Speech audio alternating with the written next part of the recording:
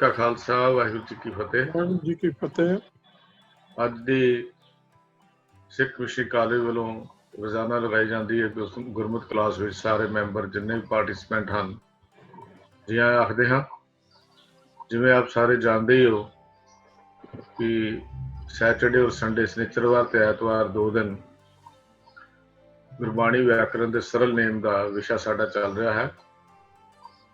ਪਹਿਲਾਂ 6 ਲੈਕਚਰ ਤਕਰੀਬਨ ਇਸ ਵਿਸ਼ੇ ਦੇ ਉੱਤੇ ਹੋ ਚੁੱਕੇ ਹਨ।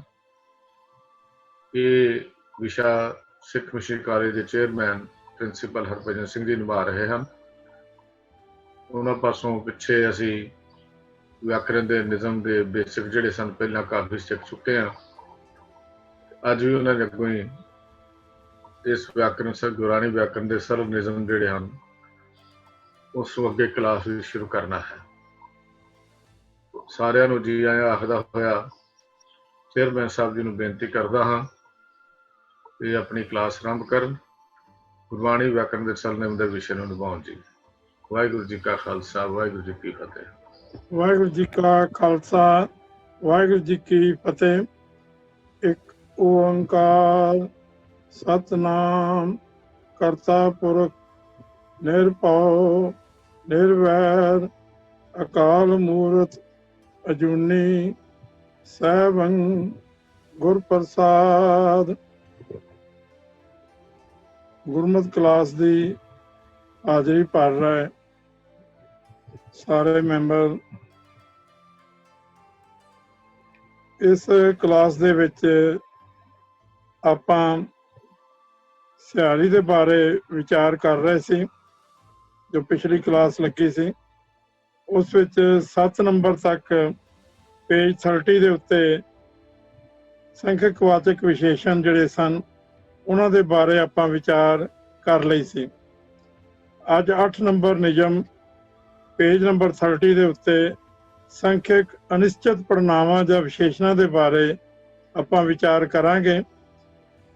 ਸੰਖਿਅਕ ਅਨਿਸ਼ਚਿਤ ਪੜਨਾਮ ਜਾਂ ਵਿਸ਼ੇਸ਼ਣ ਉਹ ਹੁੰਦੇ ਹਨ ਜਿਸ ਤੋਂ ਸਾਨੂੰ ਗਿਣਤੀ ਦੇ ਬਾਰੇ ਪਤਾ ਲੱਗੇ ਪਰ ਅਨਿਸ਼ਚਿਤਤਾ ਹੋਵੇ, ਨਿਸ਼ਚਿਤ ਨਾ ਹੋਵੇ, ਅਨਿਸ਼ਚਿਤ ਹੋਵੇ ਕਿ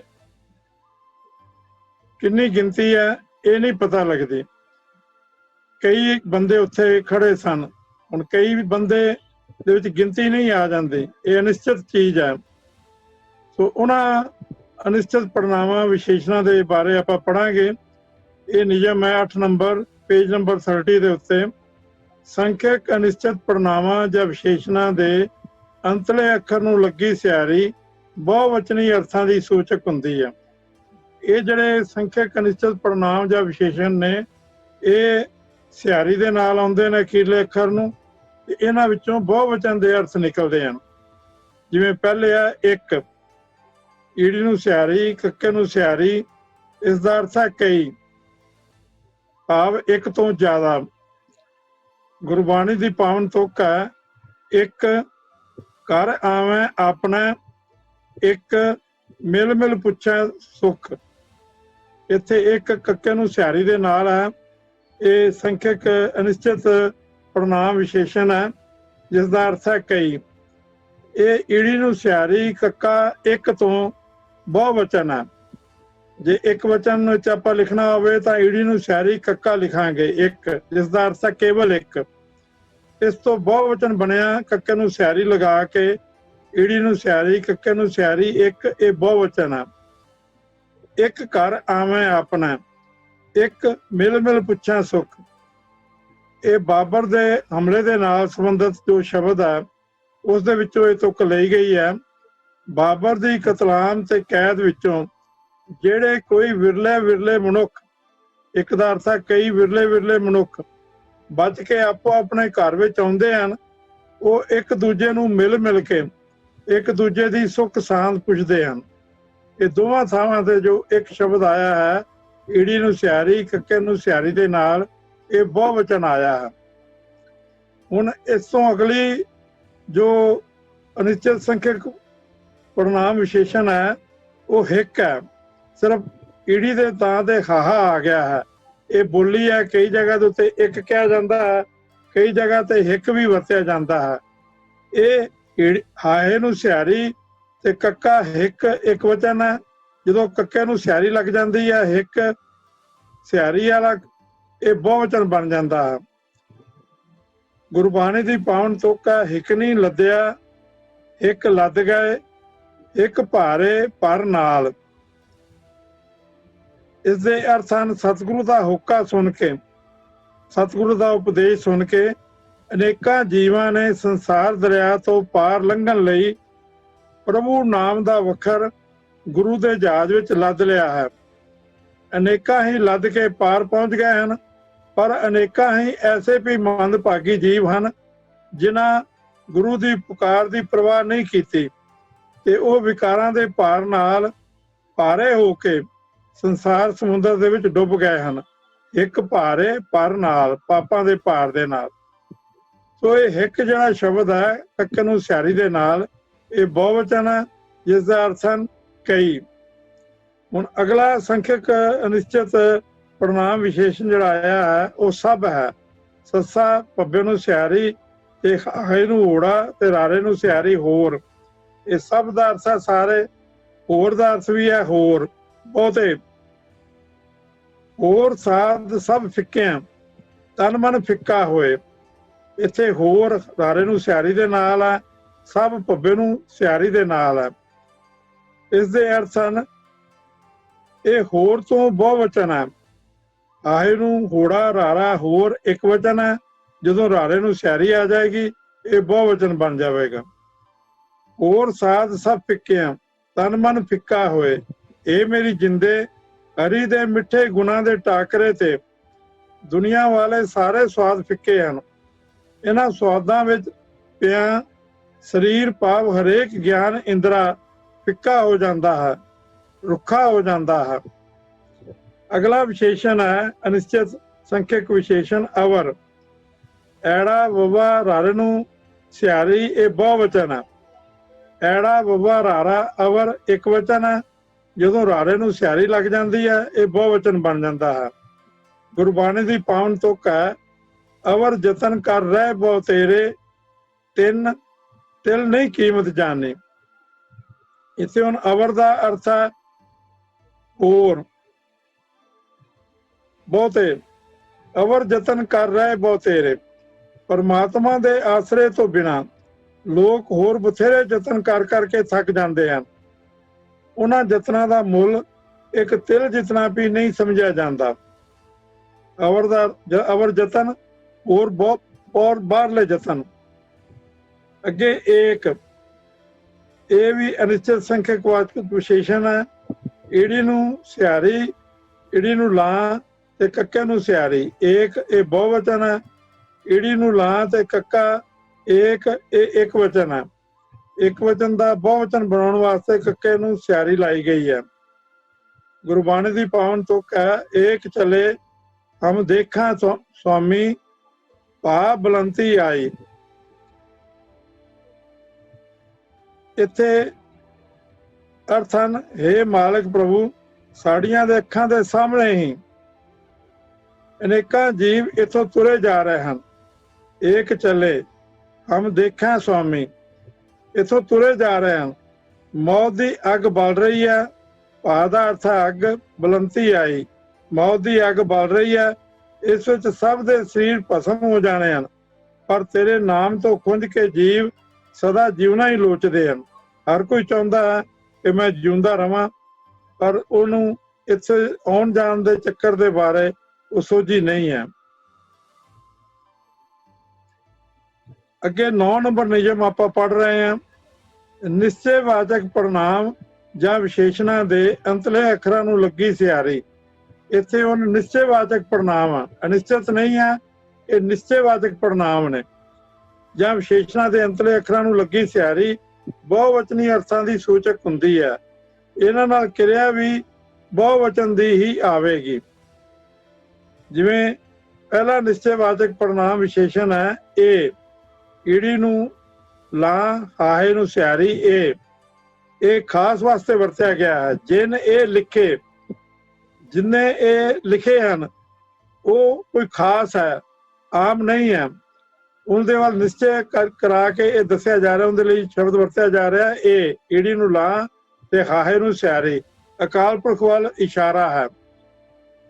ਸੋ ਇੱਥੇ ਇਹ ਤੋਂ ਬਹੁ ਵਚਨ ਹੈ। ਈੜੀ ਨੂੰ ਲਾ ਤੇ ਹਾਹਾ ਇਹ ਇੱਕ ਵਚਨ ਹੈ। ਜਦੋਂ ਹਾਹੇ ਨੂੰ ਸਿਆਰੀ ਲੱਗ ਜਾਂਦੀ ਹੈ ਤਾਂ ਇਹ ਤੋਂ ਬਹੁ ਵਚਨ ਬਣ ਜਾਂਦਾ ਹੈ। ਜਿਸ ਅਕਾਲ ਪੁਰਖ ਵਾਹਿਗੁਰੂ ਨੇ ਜੀਵਾਂ ਦੇ ਸੰਜੋਗ ਦੇ ਇਹ ਅੱਖਰ ਲਿਖੇ ਹਨ, ਇਹਦਾ ਸੰਬੰਧ ਹੈ ਅੱਖਰਾਂ ਦੇ ਨਾਲ। ਜਿਹੜੇ ਅੱਖਰ ਲਿਖੇ ਹਨ ਜੀਵਾਂ ਦੇ ਸੰਜੋਗ ਦੇ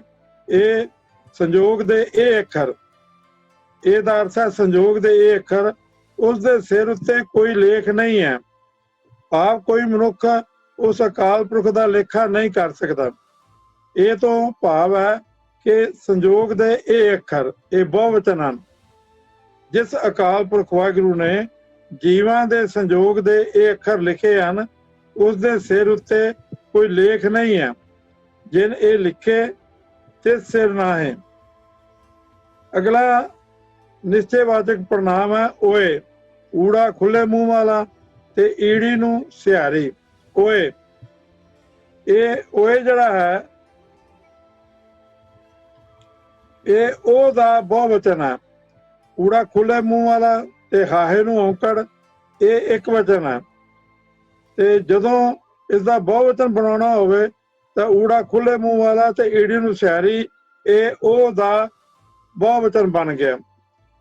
ਇਹ ਤਾਰੇ ਵਾਸਤੇ ਇੱਥੇ ਵਰਤਿਆ ਗਿਆ ਹੈ। ਜਿਹੜੀ ਤੁਕ ਹੈ ਓਏ ਜੋ ਦਿਸੇ ਅੰਬਰ ਤਾਰੇ, ਆਕਾਸ਼ ਦੇ ਵਿੱਚ ਜਿਹੜੇ ਤਾਰੇ ਹਨ, ਉਹ ਤਾਰੇ ਜੋ ਆਕਾਸ਼ ਵਿੱਚ ਦਿਸ ਰਹੇ ਹਨ, ਉਹਨਾਂ ਵਾਸਤੇ ਓਏ ਵਰਤਿਆ ਗਿਆ ਹੈ। ਕਿਨ ਓਏ ਚੀਤੇ ਚੀਤਨ ਹਾਰੇ, ਕਿਸ ਚਿੱਤਰਕਾਰ ਨੇ ਇਹ ਚਿੱਤਰੇ ਹਨ। ਇਹ ਉਹ ਬਹੁਵਚਨ ਹੈ। ਬਹੁਤੇ ਤਾਰਿਆਂ ਵਾਸਤੇ ਓਏ ਸ਼ਬਦ ਆਇਆ ਹੈ ਤੇ ਉਹਨਾਂ ਵੱਲ ਇਸ਼ਾਰਾ ਹੈ। ਇਸ ਵਾਸਤੇ ਨਿਸ਼ਚੈਵਾਚਕ ਇਹ ਪ੍ਰਣਾਮ ਹੈ। ਅਗਲਾ ਹੈ ਉਹ ਖੁੱਲੇ ਮੂੰਹ ਵਾਲਾ ਊੜਾ ਤੇ ਹਾਹੇ ਨੂੰ ਸਿਆਰੀ। ਇਹ ਜਿਹੜਾ ਖੁੱਲੇ ਮੂੰਹ ਵਾਲਾ ਊੜਾ ਹੈ ਇਹ ਉਹ ਦਾ ਬਹੁਵਚਨ ਹੈ। ਊੜਾ ਖੁੱਲੇ ਮੂੰਹ ਵਾਲਾ ਤੇ ਹਾਹਾ ਇਹ ਉਹ ਇੱਕ ਵਚਨ ਹੈ। ਤੇ ਜਦੋਂ ਹਾਹੇ ਨੂੰ ਸਿਆਰੀ ਲੱਗ ਗਈ ਤੇ ਊੜਾ ਖੁੱਲੇ ਮੂੰਹ ਵਾਲਾ ਤੇ ਹਾਹੇ ਨੂੰ ਸਿਆਰੀ ਇਹ ਉਹ ਦਾ ਬਹੁਵਚਨ ਬਣ ਗਿਆ। ਊੜਾ ਖੁੱਲੇ ਮੂੰਹ ਵਾਲਾ ਤੇ ਹਾਹਾ ਇੱਕ ਵਚਨ ਹੈ। ਹਾਹੇ ਨੂੰ ਸਿਆਰੀ ਲੱਗ ਗਈ ਇਹ ਬਹੁਵਚਨ ਬਣ ਗਿਆ ਉਹ। ਇੱਥੇ ਗੁਰਬਾਣੀ ਦੀ ਤੁਕ ਹੈ ਨਾ ਉਹ ਮਰੈ ਨਾ ਠਾਗੇ ਜਾਏ। ਜਪਜੀ ਸਾਹਿਬ ਦੇ ਵਿੱਚੋਂ 5 ਖੰਡਾਂ ਦੇ ਵਿੱਚੋਂ ਜਦੋਂ ਕਰਮ ਖੰਡ ਦਾ ਜ਼ਿਕਰ ਆਉਂਦਾ ਹੈ ਉਸ ਦੇ ਵਿੱਚੋਂ ਇਹ ਤੁਕ ਲਈ ਗਈ ਹੈ। ਨਾ ਉਹ ਮਰੈ ਨਾ ਠਾਗੇ ਜਾਏ। ਕਰਮ ਖੰਡ ਭਾਵ ਬਖਸ਼ਿਸ਼ ਵਾਲੀ ਅਵਸਥਾ ਵਿੱਚ ਅਪੜੇ ਹੋਏ ਮਨੁੱਖ ਆਤਮਕ ਮੌਤ ਨਹੀਂ ਮਰਦੇ। ਮਰੈ ਇਹ ਬਹੁਵਚਨ ਦੀ ਕਿਰਿਆ ਹੈ। ਨਹੀਂ ਮਰਦੇ। ਨਾ ਠਾਗੇ ਜਾਏ ਤੇ ਨਾ ਹੀ ਉਹਨਾਂ ਨੂੰ ਮਾਇਆ ਠੱਗ ਸਕਦੀ ਹੈ, ਨਾ ਹੀ ਉਹ ਮਾਇਆ ਕੋਲੋਂ ਠੱਗੇ ਜਾ ਸਕਦੇ ਹਨ। ਸੋ ਇੱਥੇ ਉਹ ਆਏ ਨੂੰ ਸਿਆਰੀ ਦੇ ਨਾਲ ਖੁੱਲੇ ਮੂੰਹ ਵਾਲਾ ਇਹ ਬਹੁਵਚਨ ਦਾ ਲਖਾਇਕ ਹੈ। ਇਸ ਕਰਕੇ ਇਹਦੇ ਨਾਲ ਜਿਹੜੀ ਕਿਰਿਆ ਵੀ ਆਈ ਹੈ ਮਰੈ ਚਾਹੇ ਦਿਸੈ ਇਹ ਲਿਖੇ, ਇਹ ਸਾਰੀ ਬਹੁਵਚਨ ਦੀ ਕਿਰਿਆ ਹੈ। ਉਸ ਤੋਂ ਬਾਅਦ ਅਗਲਾ ਨਿਸ਼ਚੈਵਾਚਕ ਪ੍ਰਣਾਮ ਵਿਸ਼ੇਸ਼ਣ ਇਹ ਹੈ ਈੜੀ ਨੂੰ ਸਿਆਰੀ ਤੇ ਹਾਹੇ ਨੂੰ ਸਿਆਰੀ। ਜੇ ਈੜੀ ਨੂੰ ਸਿਆਰੀ ਤੇ ਹਾਹਾ ਹੋਵੇ ਇਹ ਇੱਕ ਵਚਨ ਦਾ ਲਖਾਇਕ ਹੈ। ਜਦੋਂ ਹਾਹੇ ਨੂੰ ਸਿਆਰੀ ਲੱਗ ਜਾਂਦੀ ਹੈ ਤਾਂ ਇਹ ਦਾ ਬਹੁਵਚਨ ਬਣ ਜਾਂਦਾ ਹੈ। ਇੱਥੇ ਗੁਰਬਾਣੀ ਦੀ ਤੁਕ ਹੈ ਜਪ ਤਪ ਸੰਜਮ ਕਰਮ ਕਮਾਣੇ ਇਹ ਓਰੈ ਮੂਸੇ। ਹੁਣ ਇਹ ਓਰੈ ਮੂਸੇ ਇਹ ਜਪ ਤਪ ਸੰਜਮ ਕਰਮ ਕਮਾਣੇ ਇਹਨਾਂ ਦਾ ਜ਼ਿਕਰ ਕੀਤਾ ਗਿਆ ਹੈ ਕਿ ਹੇ ਭਾਈ ਪਰਮਾਤਮਾ ਦੇ ਸਿਮਰਨ ਤੋਂ ਬਿਨਾਂ ਔਰ ਸਾਰੇ ਮਿੱਥੇ ਹੋਏ ਧਾਰਮਿਕ ਕੰਮ ਵਿਅਰਥ ਹਨ। ਕਿਹੜੇ ਕਿਹੜੇ ਜਪ, ਦੇਵਤਿਆਂ ਨੂੰ ਪ੍ਰਸੰਨ ਕਰਨ ਵਾਲੇ ਜਪ ਕਰਨੇ, ਅੱਗੇ ਤਪ ਸਾਧਨੇ, ਇੰਦਰੀਆਂ ਨੂੰ ਵਿਕਾਰਾਂ ਵੱਲੋਂ ਰੋਕਣ ਲਈ ਹਠ ਯੋਗ ਦੇ ਸਾਧਨ ਕਰਨੇ, ਇਹ ਸਾਰੇ ਪ੍ਰਭੂ ਦੀ ਦਰਗਾਹ ਤੋਂ ਉਰੇ ਹੀ ਖੋਹ ਲੈ ਜਾਂਦੇ ਹਨ। ਇਹ ਓਰਾ ਮੂਸੇ ਇਹ ਖੋਹ ਲੈ ਜਾਂਦੇ ਹਨ। ਹੁਣ ਇੱਥੇ ਅੱਗੇ ਵਿਸ਼ੇਸ਼ ਨੋਟ ਦਿੱਤਾ ਹੈ ਕਿ ਜਿਨ ਉਨ ਤਿੰਨ ਇਨ, ਇਹ ਚਾਰ ਜਿਹੜੇ ਪ੍ਰਣਾਮ ਹਨ, ਜਿਨ ਉਨ ਤਿੰਨ ਤੇ ਇਨ, ਇਹਨਾਂ ਪ੍ਰਣਾਮਾਂ ਦੀ ਸੂਰਤ ਵਿੱਚ ਜਿਹੜਾ ਉੱਪਰਲਾ ਨਿਯਮ ਸੀ ਸਿਹਾਰੀ ਵਾਲਾ, ਜਿਹੜਾ ਬਹੁਵਚਨ ਦੇ ਅਰਥ ਦਿੰਦਾ ਸੀ, ਇਹ ਉਲਟ ਕੰਮ ਕਰਦਾ ਹੈ। ਭਾਵ ਜਦੋਂ ਜਿਨ ਉਨ ਤਿੰਨ ਤੇ ਇਨ ਬਿਨਾਂ ਸਿਹਾਰੀ ਤੋਂ ਹੋਣਗੇ ਤਾਂ ਇਹ ਬਹੁਵਚਨ ਹੋਣਗੇ। ਜਦੋਂ ਇਹਨਾਂ ਨੂੰ ਸਿਹਾਰੀ ਲੱਗ ਜਾਵੇਗੀ ਤਾਂ ਫਿਰ ਇਹ ਇੱਕ ਵਚਨ ਹੋ ਜਾਣਗੇ। ਜਦੋਂ ਇਹਨਾਂ ਦੇ ਨੰਨੇ ਨੂੰ ਸਿਹਾਰੀ ਹੁੰਦੀ ਹੈ ਤਾਂ ਇਹ ਇੱਕ ਵਚਨ ਦੇ ਲਿਖਾਇਕ ਹੁੰਦੇ ਹਨ, ਅਤੇ ਜਦੋਂ ਮੁਕਤਾ ਰੂਪ ਵਿੱਚ ਨੰਨਾ ਹੋਵੇ ਤਾਂ ਬਹੁਵਚਨ ਦੇ ਸੂਚਕ ਹੁੰਦੇ ਹਨ। ਜਿਨ ਨੰਨੇ ਨੂੰ ਸਿਹਾਰੀ ਨਾਲ, ਉਨ ਨੰਨੇ ਨੂੰ ਸਿਹਾਰੀ ਦੇ ਨਾਲ, ਤਿੰਨ ਨੰਨੇ ਨੂੰ ਸਿਹਾਰੀ ਦੇ ਨਾਲ, ਇਨ ਨੰਨੇ ਨੂੰ ਸਿਹਾਰੀ ਦੇ ਨਾਲ, ਇਹ ਇੱਕ ਵਚਨ ਹਨ। ਉੱਪਰਲੇ ਸਾਰੇ ਸਿਹਾਰੀ ਦੇ ਨਾਲ ਜਿਹੜੇ ਨਿਸ਼ਚੈਵਾਚਕ ਪ੍ਰਣਾਮ ਆਏ ਸਨ ਉਹ ਸਾਰੇ ਬਹੁਵਚਨ ਦੇ ਲਿਖਾਇਕ ਸਨ, ਪਰ ਨੰਨੇ ਵਾਲੇ ਜਿਹੜੇ ਇਹ ਚਾਰ ਸ਼ਬਦ ਹਨ, ਜਿਨ ਉਨ ਤਿੰਨ ਤੇ ਇਨ, ਇਹ ਜਦੋਂ ਇਹਨਾਂ ਦੇ ਨਾਲ ਨੰਨੇ ਨੂੰ ਸਿਹਾਰੀ ਲੱਗ ਜਾਂਦੀ ਹੈ ਤਾਂ ਇਹ ਇੱਕ ਵਚਨ ਹੁੰਦੇ ਹਨ। ਜਦੋਂ ਇਹਨਾਂ ਦੀ ਸਿਹਾਰੀ ਲੱਥ ਜਾਂਦੀ ਹੈ ਤੇ ਫਿਰ ਇਹ ਬਹੁਵਚਨ ਦੇ ਲਿਖਾਇਕ ਹੁੰਦੇ ਹਨ। ਹੁਣ ਕੁਝ ਉਦਾਹਰਨਾਂ ਆਪਾਂ ਇਹਨਾਂ ਦੇ ਬਾਰੇ ਵੀ ਲੈਂਦੇ ਹਾਂ। ਪੁਸਤਕ ਦੇ ਵਿੱਚ ਇਹ ਉਦਾਹਰਨਾਂ ਨਹੀਂ ਦਿੱਤੀਆਂ ਹੋਈਆਂ ਹਨ, ਪਰ ਇਹਨਾਂ ਨੂੰ ਕਲੀਅਰ ਕਰਨ ਵਾਸਤੇ ਆਪਾਂ ਉਦਾਹਰਨਾਂ ਲੈ ਰਹੇ ਹਾਂ। ਪਹਿਲੇ ਜਿਨ, ਜੱਜੇ ਨੂੰ ਸਿਹਾਰੀ, ਨੰਨੇ ਨੂੰ ਸਿਹਾਰੀ, ਇਹ ਜਿਨ ਜਿਸ ਨੇ ਇੱਕ ਵਚਨ ਹੈ। ਇਹ 2 ਨੰਬਰ ਪੇਜ ਦੇ ਉੱਤੇ ਗੁਰਬਾਣੀ ਦੇ ਵਿੱਚ, ਗੁਰੂ ਗ੍ਰੰਥ ਸਾਹਿਬ ਦੇ ਵਿੱਚ 2 ਨੰਬਰ ਪੇਜ ਦੇ ਉੱਤੇ ਜਪਜੀ ਸਾਹਿਬ ਦੇ ਵਿੱਚ ਹੈ, ਜਿਨ ਸੇਵਿਆ ਤਿਨ ਪਾਇਆ ਮਾਨ। ਇੱਥੇ ਜਿਨ ਨੰਨੇ ਨੂੰ ਸਿਹਾਰੀ ਦੇ ਨਾਲ ਹੈ ਤੇ ਤਿੰਨ ਨੰਨੇ ਨੂੰ ਸਿਹਾਰੀ ਦੇ ਨਾਲ ਹੈ, ਇੱਕ ਵਚਨ ਹੈ। ਅਰਥਾਨ ਜਿਸ ਮਨੁੱਖ ਨੇ, ਇਸ ਜਿਨ ਦਾ ਅਰਥ ਆਪਾਂ ਜਿਨ੍ਹਾਂ ਮਨੁੱਖਾਂ ਨੇ ਨਹੀਂ ਕਰ ਸਕਦੇ। ਜਿਨ ਸੇਵਿਆ ਤਿਨ ਪਾਇਆ ਮਾਨ, ਜਿਸ ਮਨੁੱਖ ਨੇ, ਜਿਨ ਦਾ ਅਰਥ ਹੈ ਜਿਸ ਮਨੁੱਖ ਨੇ ਉਸ ਅਕਾਲ ਪੁਰਖ ਨੂੰ ਸਿਮਰਿਆ ਹੈ, ਸੇਵਿਆ ਸਿਮਰਿਆ ਹੈ। ਤਿੰਨ ਦਾ ਅਰਥ ਹੈ ਉਸ ਨੇ, ਇੱਥੇ ਇੱਕ ਵਚਨ ਹੈ, ਨੰਨੇ ਨੂੰ ਸਿਹਾਰੀ ਦੇ ਨਾਲ ਹੈ। ਤਿੰਨ ਪਾਇਆ ਮਾਨ, ਉਸ ਨੇ ਹੀ ਵਡਿਆਈ ਪਾ ਲਈ ਹੈ। ਹੁਣ ਅੱਗੇ ਆਪਾਂ ਜਿਨ ਤੋਂ ਬਾਅਦ ਉਨ ਦੀ ਗੱਲ ਕਰਦੇ ਹਾਂ। ਊੜੇ ਨੂੰ ਔਂਕੜ ਤੇ ਨੰਨੇ ਨੂੰ ਸਿਹਾਰੀ, ਉਨ, ਇਹ ਇੱਕ ਵਚਨ ਹੈ। ਇਹ ਗੁਰਬਾਣੀ ਦੀ ਪਾਵਨ ਤੁਕ ਹੈ। 102 ਪੇਜ ਦੇ ਉੱਤੇ, 102 ਪੇਜ ਦੇ ਉੱਤੇ, ਸਾਧ ਕੈ ਸੰਗ ਉਨ ਭਵਜਲ ਤਰਿਆ, ਸਗਲ ਦੂਤ ਉਨ ਸਾਧੇ ਜੀਓ। ਸਾਧ ਕੈ ਸੰਗ, ਉਨ, ਊੜੇ ਨੂੰ ਔਂਕੜ, ਨੰਨੇ ਨੂੰ ਸਿਹਾਰੀ, ਇੱਕ ਵਚਨ ਹੈ ਉਨ। ਉਨ ਦਾ ਅਰਥ ਹੈ ਉਸ ਨੇ ਭਵਜਲ ਤਰਿਆ, ਸਗਲ ਦੂਤ ਉਨ, ਫਿਰ ਉਨ ਆਇਆ ਹੈ। ਊੜੇ ਨੂੰ ਔਂਕੜ, ਨੰਨੇ ਨੂੰ ਸਿਹਾਰੀ ਦੇ ਨਾਲ, ਉਨ ਦਾ ਮਤਲਬ ਹੈ ਉਸ ਨੇ, ਸਾਧੇ ਜੀਓ। 102 ਪੇਜ। ਸੋ ਇਸ ਦੇ ਅਰਥ ਹਨ, ਜਿਸ ਮਨੁੱਖ ਨੇ ਪਰਮਾਤਮਾ ਨਾਲ ਸਾਂਝ ਪਾਈ ਹੈ, ਸਾਧ ਸੰਗਤ ਵਿੱਚ ਰਹਿ ਕੇ, ਸਾਧ ਕੈ ਸੰਗ ਉਨ ਭਵਜਲ ਤਰਿਆ, ਉਸ ਨੇ ਸੰਸਾਰ ਸਮੁੰਦਰ ਤਰ ਲਿਆ ਹੈ। ਸਗਲ ਦੂਤ ਉਨ ਸਾਧੇ ਜੀਓ, ਉਸ ਨੇ ਕਾਮ ਆਦਿਕ ਸਾਰੇ ਵਿਕਾਰ ਆਪਣੇ ਵਸ ਵਿੱਚ ਕਰ ਲਏ ਹਨ। ਉਨ ਦਾ ਅਰਥ ਹੈ ਉਸ ਨੇ। ਹੁਣ ਅਗਲੀ ਉਦਾਹਰਨ ਆਪਾਂ ਲੈ ਰਹੇ ਹਾਂ। ਇਨ, ਈੜੀ ਨੂੰ ਸਿਹਾਰੀ, ਨੰਨੇ ਨੂੰ ਸਿਹਾਰੀ, ਇਨ ਦਾ ਅਰਥ ਹੈ ਇੱਕ ਵਚਨ। 120 ਪੇਜ ਦੇ ਉੱਤੇ ਤੁਕ ਹੈ, ਇਨ ਮਨ ਡਿਠੀ ਸਭ ਆਵਣ ਜਾਣੀ। ਇਨ ਮਨ, ਇਸ ਮਨ ਨੇ, ਈੜੀ ਨੂੰ ਸਿਹਾਰੀ, ਨੰਨੇ ਨੂੰ ਸਿਹਾਰੀ, ਇੱਕ ਵਚਨ ਹੈ। ਇਨ ਮਨ, ਮਨ ਦੀ ਰਾਹੀਂ, ਇਸ ਮਨ ਦੀ ਰਾਹੀਂ। ਮਨ ਨੂੰ ਮਾਰ ਕੇ ਜਿਸ ਮਨੁੱਖ ਦੀ ਵਾਸ਼ਨਾ ਸਦਾ ਥਿਰ ਪ੍ਰਭੂ ਵਿੱਚ ਲੀਨ ਹੋ ਗਈ ਹੈ। ਇਨ ਮਨ ਡੀਠੀ, 120 ਪੇਜ ਦੇ ਉੱਤੇ ਤੁਕ ਹੈ, ਇਨ ਮਨ ਡੀਠੀ ਸਭ ਆਵਣ ਜਾਣੀ।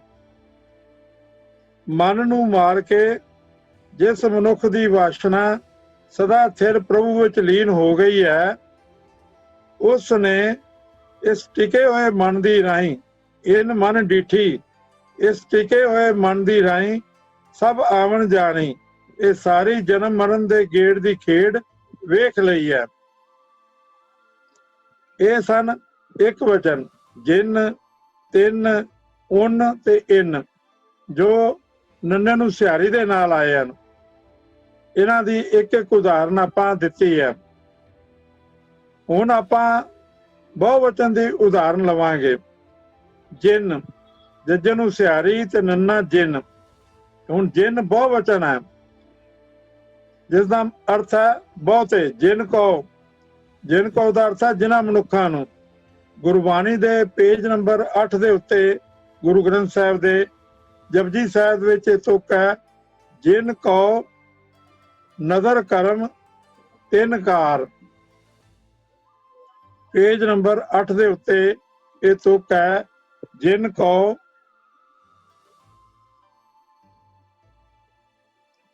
ਨਦਰ ਕਰਮ ਤਿੰਨ ਕਾਰ। ਇੱਥੇ ਜਿੰਨ ਨੰਨੇ ਨੂੰ ਸਿਹਾਰੀ ਦੇ ਨਾਲ ਨਹੀਂ ਹੈ, ਮੁਕਤਾ ਹੈ, ਇਸ ਕਰਕੇ ਬਹੁਵਚਨ ਹੈ। ਜਿਨ ਕੋ, ਜਿਨ੍ਹਾਂ ਮਨੁੱਖਾਂ ਉੱਤੇ। ਨਦਰ ਕਰਮ, ਨਦਰ ਦਾ ਅਰਥ ਹੈ ਮੇਰ ਦੀ ਨਜ਼ਰ, ਕਰਮ ਦਾ ਅਰਥ ਹੈ ਬਖਸ਼ਿਸ਼। ਨਦਰ ਕਰਮ, ਜਿਨ੍ਹਾਂ ਮਨੁੱਖਾਂ ਉੱਤੇ ਮੇਰ ਦੀ ਨਜ਼ਰ ਬਖਸ਼ਿਸ਼ ਹੁੰਦੀ ਹੈ। ਤਿੰਨ ਕਾਰ, ਉਹਨਾਂ ਨੂੰ ਇਹ ਕਾਰ ਮਿਲਦੀ ਹੈ, ਇਹ ਜੀਵਨ ਜੁਗਤੀ ਮਿਲਦੀ ਹੈ। ਜਤ ਭਾਰਾ ਧੀਰੇ ਸੁਨਿਆਰ, ਐਰਨ ਮਤ ਵੇਦ ਹਥਿਆਰ। ਇਹ ਜਿਹੜੀ ਪੌੜੀ ਹੈ, ਇਸ ਵਿੱਚ ਜੀਵਨ ਦੀ ਜੁਗਤੀ ਦੱਸੀ ਗਈ ਹੈ ਕਿ ਪਰਮਾਤਮਾ ਨੂੰ ਕਿਵੇਂ ਮਿਲਿਆ ਜਾ ਸਕਦਾ ਹੈ ਤੇ ਕਿਵੇਂ ਨਜ਼ਰੀ ਨਜ਼ਰ ਨਿਹਾਲ ਹੋਇਆ ਜਾ ਸਕਦਾ ਹੈ। ਸੋ ਇਹ ਕਾਰ, ਇਹ ਜੀਵਨ ਜੁਗਤੀ ਉਹਨਾਂ ਮਨੁੱਖਾਂ ਦੀ ਹੈ ਜਿਨ੍ਹਾਂ ਉੱਤੇ ਮਿਹਰ ਦੀ ਨਜ਼ਰ ਹੁੰਦੀ ਹੈ, ਜਿਨ੍ਹਾਂ ਉੱਤੇ ਬਖਸ਼ਿਸ਼ ਹੁੰਦੀ ਹੈ। ਇਸ ਤੁਕ ਦਾ ਪਾਠ ਆਮ ਕਰਕੇ ਗਲਤ ਕੀਤਾ ਜਾਂਦਾ ਹੈ। ਆਮ ਪਾਠ ਜੋ ਲੋਕ ਕਰਦੇ ਹਨ ਉਹ ਇਸ ਤਰ੍ਹਾਂ ਕਰਦੇ ਹਨ, ਜਿਨ ਕੋ ਨਦਰ ਕਰਮ ਤਿੰਨ ਕਾਰ। ਉਹ ਨਦਰ ਦੇ ਉੱਤੇ ਪਹਿਲਾਂ ਵਿਸ਼ਰਾਮ ਦਿੰਦੇ ਹਨ, ਜਦੋਂ ਕਿ ਇਹ ਵਿਸ਼ਰਾਮ ਗਲਤ ਹੈ। ਜਿਨ ਕੋ ਨਦਰ ਕਰਮ ਤਿੰਨ ਕਾਰ ਦੇ ਕੋਈ ਅਰਥ ਨਹੀਂ ਹਨ। ਨਦਰ ਕਰਮ ਇਕੱਠਾ ਸ਼ਬਦ ਹੈ। ਨਦਰ ਹੈ ਇਨਾਇਤ, ਮਿਹਰ ਦੀ ਨਜ਼ਰ, ਬਖਸ਼ਿਸ਼ ਦੀ ਨਜ਼ਰ। ਜਿਨ ਕੋ, ਜਿਨ੍ਹਾਂ ਦੇ ਉੱਤੇ ਨਦਰ ਕਰਮ ਤਿੰਨ ਕਾਰ। ਸੋ ਪਾਠ ਸ਼ੁੱਧ ਇੰਜ ਹੋਵੇਗਾ, ਜਿਨ ਕੋ, ਇੱਥੇ ਸਟਾਪ ਦੇਣਾ ਹੈ, ਇੱਥੇ ਵਿਸ਼ਰਾਮ ਦੇਣਾ ਹੈ, ਅਰਧ ਵਿਸ਼ਰਾਮ। ਜਿਨ ਕੋ, ਅੱਗੇ ਫਿਰ ਪੜਨਾ ਹੈ ਨਦਰ ਕਰਮ, ਇਕੱਠਾ ਪੜਨਾ ਹੈ। ਜਿਨ ਕੋ ਵਿਸ਼ਰਾਮ, ਨਦਰ ਕਰਮ, ਫਿਰ ਵਿਸ਼ਰਾਮ, ਫਿਰ ਤਿੰਨ ਕਾਰ। ਤਿੰਨ ਕਾਰ ਵੱਖਰਾ ਬੋਲਣਾ ਹੈ, ਨਦਰ ਕਰਮ ਇਕੱਠਾ ਬੋਲਣਾ ਹੈ, ਜਿਨ ਕੋ ਇਕੱਠਾ ਬੋਲਣਾ ਹੈ। ਤੋ ਸ਼ੁੱਧ ਪਾਠ ਹੈ, ਜਿਨ ਕੋ ਨਦਰ ਕਰਮ ਤਿੰਨ ਕਾਰ। ਹੁਣ ਇਹ ਜਿਨ ਤੇ ਤਿੰਨ ਦੇ ਬਾਰੇ ਆਪਾਂ ਪੜ੍ਹਿਆ ਹੈ। ਹੁਣ ਉਨ ਦੇ ਬਾਰੇ ਆਪਾਂ ਪੜਾਂਗੇ। ਊੜੇ ਨੂੰ ਔਂਕੜ ਤੇ ਨੰਨਾ ਉਨ, ਇਹ ਬਹੁਵਚਨ ਹੈ। ਉਹਨਾਂ ਵਾਸਤੇ ਇਹ ਸ਼ਬਦ ਵਰਤਿਆ ਗਿਆ ਹੈ ਉਨ। ਪੇਜ ਨੰਬਰ 40 ਦੇ ਉੱਤੇ, 40 ਨੰਬਰ ਪੇਜ ਦੇ ਉੱਤੇ ਤੁਕ ਹੈ, ਉਨ ਜਨਮ ਜਨਮ ਕੀ ਮੈਲ ਉਤਰੈ, ਨਿਰਮਲ ਨਾਮ ਦ੍ਰਿੜਾਏ। ਪੇਜ ਨੰਬਰ 40, ਉਨ ਜਨਮ ਜਨਮ ਕੀ ਮੈਲ ਉਤਰੈ, ਨਿਰਮਲ ਨਾਮ ਦ੍ਰਿੜਾਏ। ਉਨ ਦਾ ਅਰਥ ਹੈ ਉਹਨਾਂ। ਗੁਰੂ ਦੀ ਸ਼ਰਨ ਪੈ ਕੇ ਪਵਿੱਤਰ ਪ੍ਰਭੂ ਨਾਮ ਹਿਰਦੇ ਵਿੱਚ ਪੱਕਾ ਕਰਨ ਦੇ ਕਾਰਨ ਉਹਨਾਂ ਵਡਭਾਗੀਆਂ ਦੀ। ਉਨ ਜਨਮ ਜਨਮ ਕੀ, ਉਨ ਲਫ਼ਜ਼ ਵਰਤਿਆ ਗਿਆ ਉਹਨਾਂ ਵਡਭਾਗੀਆਂ ਵਾਸਤੇ। ਉਹਨਾਂ ਵਡਭਾਗੀਆਂ ਦੀ ਜਨਮ ਜਨਮ ਕੀ ਮੈਲ ਉਤਰੈ, ਜਨਮਾਂ ਜਨਮਾਤਰਾਂ ਦੀ ਵਿਕਾਰਾਂ ਦੀ ਮੈਲ ਲੈ ਜਾਂਦੀ ਹੈ। ਕਿਹਨਾਂ ਦੀ? ਨਿਰਮਲ ਨਾਮ ਦ੍ਰਿੜਾਏ, ਜੋ ਗੁਰੂ ਦੀ ਸ਼ਰਨ ਪੈ ਕੇ ਪਵਿੱਤਰ ਪ੍ਰਭੂ ਨਾਮ ਹਿਰਦੇ ਵਿੱਚ ਪੱਕਾ ਕਰਦੇ ਹਨ। ਹੁਣ ਅੱਗੇ ਆਪਾਂ ਪ੍ਰਣਾਮ ਇਨ ਦੀ ਵਰਤੋਂ ਬਾਰੇ ਗੁਰਬਾਣੀ ਦੀ ਤੁਕ ਵੇਖਾਂਗੇ। ਇਨ ਸ਼ਬਦ ਦਾ ਅਰਥ ਹੈ ਇਹਨਾਂ। ਈੜੀ ਨੂੰ ਸਿਹਾਰੀ, ਨੰਨਾ ਇਨ, ਇਹ ਬਹੁਵਚਨ ਹੈ। 98 ਪੇਜ ਦੇ ਉੱਤੇ ਗੁਰਬਾਣੀ ਦੀ ਤੁਕ ਹੈ, ਨਿਵਲੀ ਕਰਮ ਆਸਨ 84, ਇਨ ਮੈਂ ਸ਼ਾਂਤ ਨਾ ਆਵੈ ਜੀਓ। ਨਿਵਲੀ ਕਰਮ ਆਸਨ 84, ਇਨ ਮੈਂ ਸ਼ਾਂਤ ਨਾ ਆਵੈ ਜੀਓ। 98 ਪੇਜ। ਇਨ ਦਾ ਅਰਥ ਹੈ ਇਹਨਾਂ। ਕਈ ਮਨੁੱਖ ਐਸੇ ਹਨ ਜੋ ਨਿਵਲੀ ਕਰਮ, ਇਹ ਜੋਗੀਆਂ ਦੇ ਕਰਮ ਹਨ। ਉਹ ਆਂਦਰਾਂ ਨੂੰ ਬਾਹਰ ਕੱਢ ਕੇ ਤੇ ਉਹਨਾਂ ਨੂੰ ਹਿਲਾ ਕੇ ਤੇ ਉਹਨਾਂ ਦੀ ਵਰਜਿਸ਼ ਕਰਦੇ ਹਨ। ਉਹਨੂੰ ਨਿਵਲੀ ਕਰਮ ਕਿਹਾ ਜਾਂਦਾ ਹੈ। ਜੋਗੀਆਂ ਵਾਲੇ 84 ਆਸਨ ਵੀ ਕਰਦੇ ਹਨ। ਨਿਵਲੀ ਕਰਮ ਆਸਨ 84, ਅੱਗੇ ਇਨ ਮੈਂ ਸ਼ਾਂਤ ਨਾ ਆਵੇ ਜੀਓ, ਪਰ ਇਨ ਮੈਂ ਇਹਨਾਂ ਉਦਮਾਂ ਨਾਲ, ਇਹ ਬਹੁਵਚਨ ਹੈ, ਇਹਨਾਂ ਉਦਮਾਂ ਨਾਲ ਮਨ ਵਿੱਚ ਸ਼ਾਂਤੀ ਨਹੀਂ ਆਉਂਦੀ। ਸਾਨੂੰ ਸਤਿਗੁਰੂ ਨੇ ਇਹੋ ਜਿਹੇ ਆਸਣਾ ਤੋਂ, ਇਹੋ ਜਿਹੇ ਕਰਮਾਂ ਤੋਂ ਤੋੜ ਦਿੱਤਾ ਹੈ, ਬਚਾ ਲਿਆ ਹੈ। ਅਸੀਂ ਬੜੇ ਸਹਿਜ ਮਾਰਗ ਦੇ ਉੱਤੇ ਪ੍ਰਮਾਤਮਾ ਦਾ ਨਾਮ ਜਪ ਕੇ, ਸਤਸੰਗਤ ਕਰਕੇ, ਗੁਰੂ ਦੇ ਉਪਦੇਸ਼ ਨੂੰ ਮੰਨ ਕੇ ਉਸ ਪ੍ਰਮਾਤਮਾ ਤੱਕ ਪਹੁੰਚ ਜਾਂਦੇ ਆ। ਸਾਨੂੰ ਜੋਗੀਆਂ ਵਾਲੇ ਇਹ ਬਿਖਮ ਕਾਰਜ ਕਰਨ ਦੀ ਲੋੜ ਨਹੀਂ ਹੈ। ਸੋ ਇਹ ਜਿਨ, ਤਿੰਨ, ਉਨ ਤੇ ਇਨ ਬਿਨਾਂ ਸਿਆਰੀ ਤੋਂ ਇਹ ਬਹੁਵਚਨ ਦੇ ਲਿਖਾਇਕ ਸਨ, ਜਿਨ੍ਹਾਂ ਦੀ ਇੱਕ ਇੱਕ ਉਦਾਹਰਨ ਦੇ ਕੇ ਆਪ ਜੀ ਨਾਲ ਸਾਂਝ ਪਾਈ ਗਈ ਹੈ। ਹੁਣ ਆਪਾਂ 10 ਨੰਬਰ ਨਿਯਮ 30 ਪੇਜ ਦੇ ਉੱਤੇ ਪੜ੍ਹਦੇ ਹਾਂ। ਕਿਰਿਆਵਾਚੀ ਸ਼ਬਦਾਂ ਦੇ ਅੰਤਲੇ ਹਾਹੇ ਨੂੰ ਲੱਗੀ ਸਿਆਰੀ। ਜਿਹੜੇ ਕਿਰਿਆਵਾਚੀ ਸ਼ਬਦ ਆਉਣਗੇ ਉਹਨਾਂ ਦੇ ਵਿੱਚ ਅੰਤਲੇ ਹਾਹੇ ਨੂੰ ਲੱਗੀ ਸਿਆਰੀ ਬਹੁਵਚਨੀ ਪਲੂਰਲ ਅਨਿਆ ਪੁਰਖ ਥਰਡ ਪਰਸਨ ਦੇ ਅਰਥਾਂ ਦੀ ਸੂਚਕ ਹੋਵੇਗੀ। ਅਜਿਹੇ ਸ਼ਬਦਾਂ ਦਾ ਉਚਾਰਨ ਬਿੰਦੀ ਸਹਿਤ ਕਰਨਾ ਸ਼ੁੱਧ ਹੈ। ਉਹਨਾਂ ਨੂੰ ਬਿੰਦੀ ਲਾ ਕੇ ਉਚਾਰਨ ਕਰਨਾ ਹੈ। ਗੁਰਬਾਣੀ ਦੀ ਤੁਕ ਹੈ, ਕਿਲ ਬਿਖ ਉਤਰੈ ਸ਼ੁੱਧ ਹੋਏ ਸਾਧੂ ਸ਼ਰਨਾਈ। ਉਤਰੈ ਆਹੇ ਨੂੰ ਸਿਆਰੀ ਦੇ ਨਾਲ ਹੈ। ਇਹ ਬਹੁਵਚਨ ਦੀ ਲਿਖਾਇਕ ਹੈ, ਥਰਡ ਪਰਸਨ ਦੀ ਲਿਖਾਇਕ ਹੈ, ਅਨਿਆ ਪੁਰਖ ਦੀ। ਉਤਰੈ ਉਤਰਦੇ ਹਨ। ਕੀ ਉਤਰਦੇ ਹਨ? ਕਿਲ ਬਿਖ ਕਹਿੰਦੇ ਹਨ ਪਾਪਾਂ ਨੂੰ। ਉਤਰੈ ਉਤਰ ਜਾਂਦੇ ਹਨ। ਜਦੋਂ ਉਤਰੈ ਦਾ ਉਚਾਰਨ ਕਰਨਾ ਹੈ ਤਾਂ ਹਾਹੇ ਨੂੰ ਸਿਆਰੀ ਦੇ ਉੱਤੇ ਆਪਾਂ ਬਿੰਦੀ ਲਾ ਕੇ ਉਤਰੈ ਪਾਠ ਕਰਨਾ ਹੈ। ਇਹ ਭਾਈ ਗੁਰੂ ਦੀ ਸ਼ਰਨ ਪੈ ਕੇ ਆਪਣੇ ਅੰਦਰ ਸੁਰਤ ਜੋੜ ਕੇ ਸਦਾ ਪਰਮਾਤਮਾ ਦਾ ਨਾਮ ਜਪਦੇ ਰਹਿਣਾ ਚਾਹੀਦਾ ਹੈ। ਇਸ ਤਰ੍ਹਾਂ ਸਾਰੇ ਪਾਪ ਮਨ ਤੋਂ ਲਹਿ ਜਾਂਦੇ ਹਨ, ਉਤਰ ਜਾਂਦੇ ਹਨ ਤੇ ਮਨ ਪਵਿੱਤਰ ਹੋ ਜਾਂਦਾ ਹੈ। ਦੂਸਰੀ ਉਦਾਹਰਨ ਆਪਾਂ ਲੈ ਰਹੇ ਹਾਂ। ਇੱਕ ਨਾ ਹੁਕਮੀ ਬਖਸ਼ੀਸ਼, ਇੱਕ ਹੁਕਮੀ ਸਦਾ ਪੁਆਈਆਂ। ਆਹੇ ਨੂੰ ਸਿਆਰੀ ਵਾਲੀ ਕਿਰਿਆ ਹੈ ਪੁਆਈਆਂ, ਬਿੰਦੀ ਲਾ ਕੇ ਉਚਾਰਨ ਕਰਾਂਗੇ ਪੁਆਈਆਂ। ਇਹ ਇਸ ਦਾ ਅਰਥ ਹੈ, ਬਹੁਵਚਨ ਦੇ ਅਰਥ ਇਸ ਚੋਂ ਨਿਕਲਣਗੇ ਪੁਆਏ ਜਾਂਦੇ ਹਨ। ਹੁਕਮ ਵਿੱਚ ਹੀ ਕਈ ਮਨੁੱਖਾਂ ਉੱਤੇ ਅਕਾਲ ਪੁਰਖ ਦੇ ਦਰ ਤੋਂ ਬਖਸ਼ਿਸ਼ ਹੁੰਦੀ ਹੈ। ਇੱਕ ਨਾ ਹੁਕਮੀ ਬਖਸ਼ੀਸ਼ ਅਤੇ ਉਸਦੇ ਹੁਕਮ ਵਿੱਚ ਹੀ ਕਈ ਮਨੁੱਖ ਨਿਤ ਜਨਮ ਮਰਨ ਦੇ ਗੇੜ ਵਿੱਚ ਪੁਆਏ ਜਾਂਦੇ ਹਨ। ਅਗਲੀ ਉਦਾਹਰਨ ਆਪਾਂ ਲੈ ਰਹੇ ਹਾਂ। ਉੱਥੇ ਖੋਟੇ ਸੱਟੀਆਂ ਖਰੇ ਕੀਚਿਆਂ ਸ਼ਾਬਾਸ਼। ਸੱਟੀਆਂ ਆਹੇ ਨੂੰ ਸਿਆਰੀ ਦੇ ਨਾਲ ਕਿਰਿਆ ਹੈ ਤੇ ਇਹਨੂੰ ਬਿੰਦੀ ਲਾ ਕੇ ਸੱਟੀਆਂ ਉਚਾਰਨਾ ਹੈ। ਅਰਥ ਹੈ ਸੁੱਟੇ ਜਾਂਦੇ ਹਨ। ਸੱਟੀਆਂ ਦਾ ਅਰਥ ਹੈ ਸੁੱਟੇ ਜਾਂਦੇ ਹਨ। ਗੁਰਮੁਖਾਂ ਦੀ ਸੰਗਤ ਵਿੱਚ ਕੀ ਸੁੱਟਿਆ ਜਾਂਦਾ? ਉੱਥੇ ਖੋਟੇ ਸੱਟੀਆਂ, ਖੋਟੇ ਕੰਮਾਂ ਨੂੰ ਸੁੱਟ ਦੇਈਦਾ ਹੈ। ਜਦੋਂ ਆਪਾਂ ਗੁਰਮੁਖਾਂ ਦੀ ਸੰਗਤ ਕਰਦੇ ਹਾਂ ਤਾਂ ਉਹਨਾਂ ਦੀ ਰੰਗਤ ਸਾਨੂੰ ਮਿਲਦੀ ਹੈ। ਜਿਹੜੇ ਅਸੀਂ ਖੋਟੇ ਕੰਮ ਕਰਨ ਵਾਲੇ ਹੁੰਦੇ ਆ ਤਾਂ ਸਾਡੇ ਖੋਟੇ ਕੰਮ ਫਿਰ ਗੁਆਚ ਜਾਂਦੇ ਹਨ, ਉਹ ਆਪਾਂ ਸੁੱਟ ਦਿੰਦੇ ਹਾਂ, ਕਿਉਂਕਿ ਉਹਨਾਂ ਕੋਲੋਂ ਫਿਰ ਚੰਗੇ ਗੁਣਾਂ ਦੀ, ਚੰਗੇ ਕੰਮਾਂ ਦੀ ਆਪਾਂ ਸਿੱਖਿਆ ਲੈਂਦੇ ਆ, ਸ਼ੋਭਤ ਲੈਂਦੇ ਆ। ਗੁਰਮੁਖਾਂ ਦੀ ਸੰਗਤ ਵਿੱਚ ਖੋਟੇ ਕੰਮਾਂ ਨੂੰ ਸੁੱਟ ਦੇਈਦਾ ਹੈ ਤੇ ਖਰੇ ਕੀਚੇ ਸ਼ਾਬਾਸ਼, ਤੇ ਖਰੇ ਕੰਮਾਂ ਦੀ ਸ਼ਲਾਘਾ ਕੀਤੀ ਜਾਂਦੀ ਹੈ, ਉਹਨਾਂ ਨੂੰ ਸ਼ਾਬਾਸ਼ ਦਿੱਤੀ ਜਾਂਦੀ ਹੈ। ਕੀਚਾ ਬਹੁਵਚਨ ਦੀ ਕਿਰਿਆ ਹੈ। ਇਸੇ ਤਰ੍ਹਾਂ ਕਰੇ, ਭਵੇਂ, ਲਾਵੇਂ, ਗਾਵੇਂ, ਭਾਵੇਂ ਆਦਿ ਕਿਰਿਆਵਾਚੀ ਸ਼ਬਦ ਜਿਹੜੇ ਨੇ ਇਹ ਬਹੁਵਚਨ ਦੇ ਲਿਖਾਇਕ ਹਨ।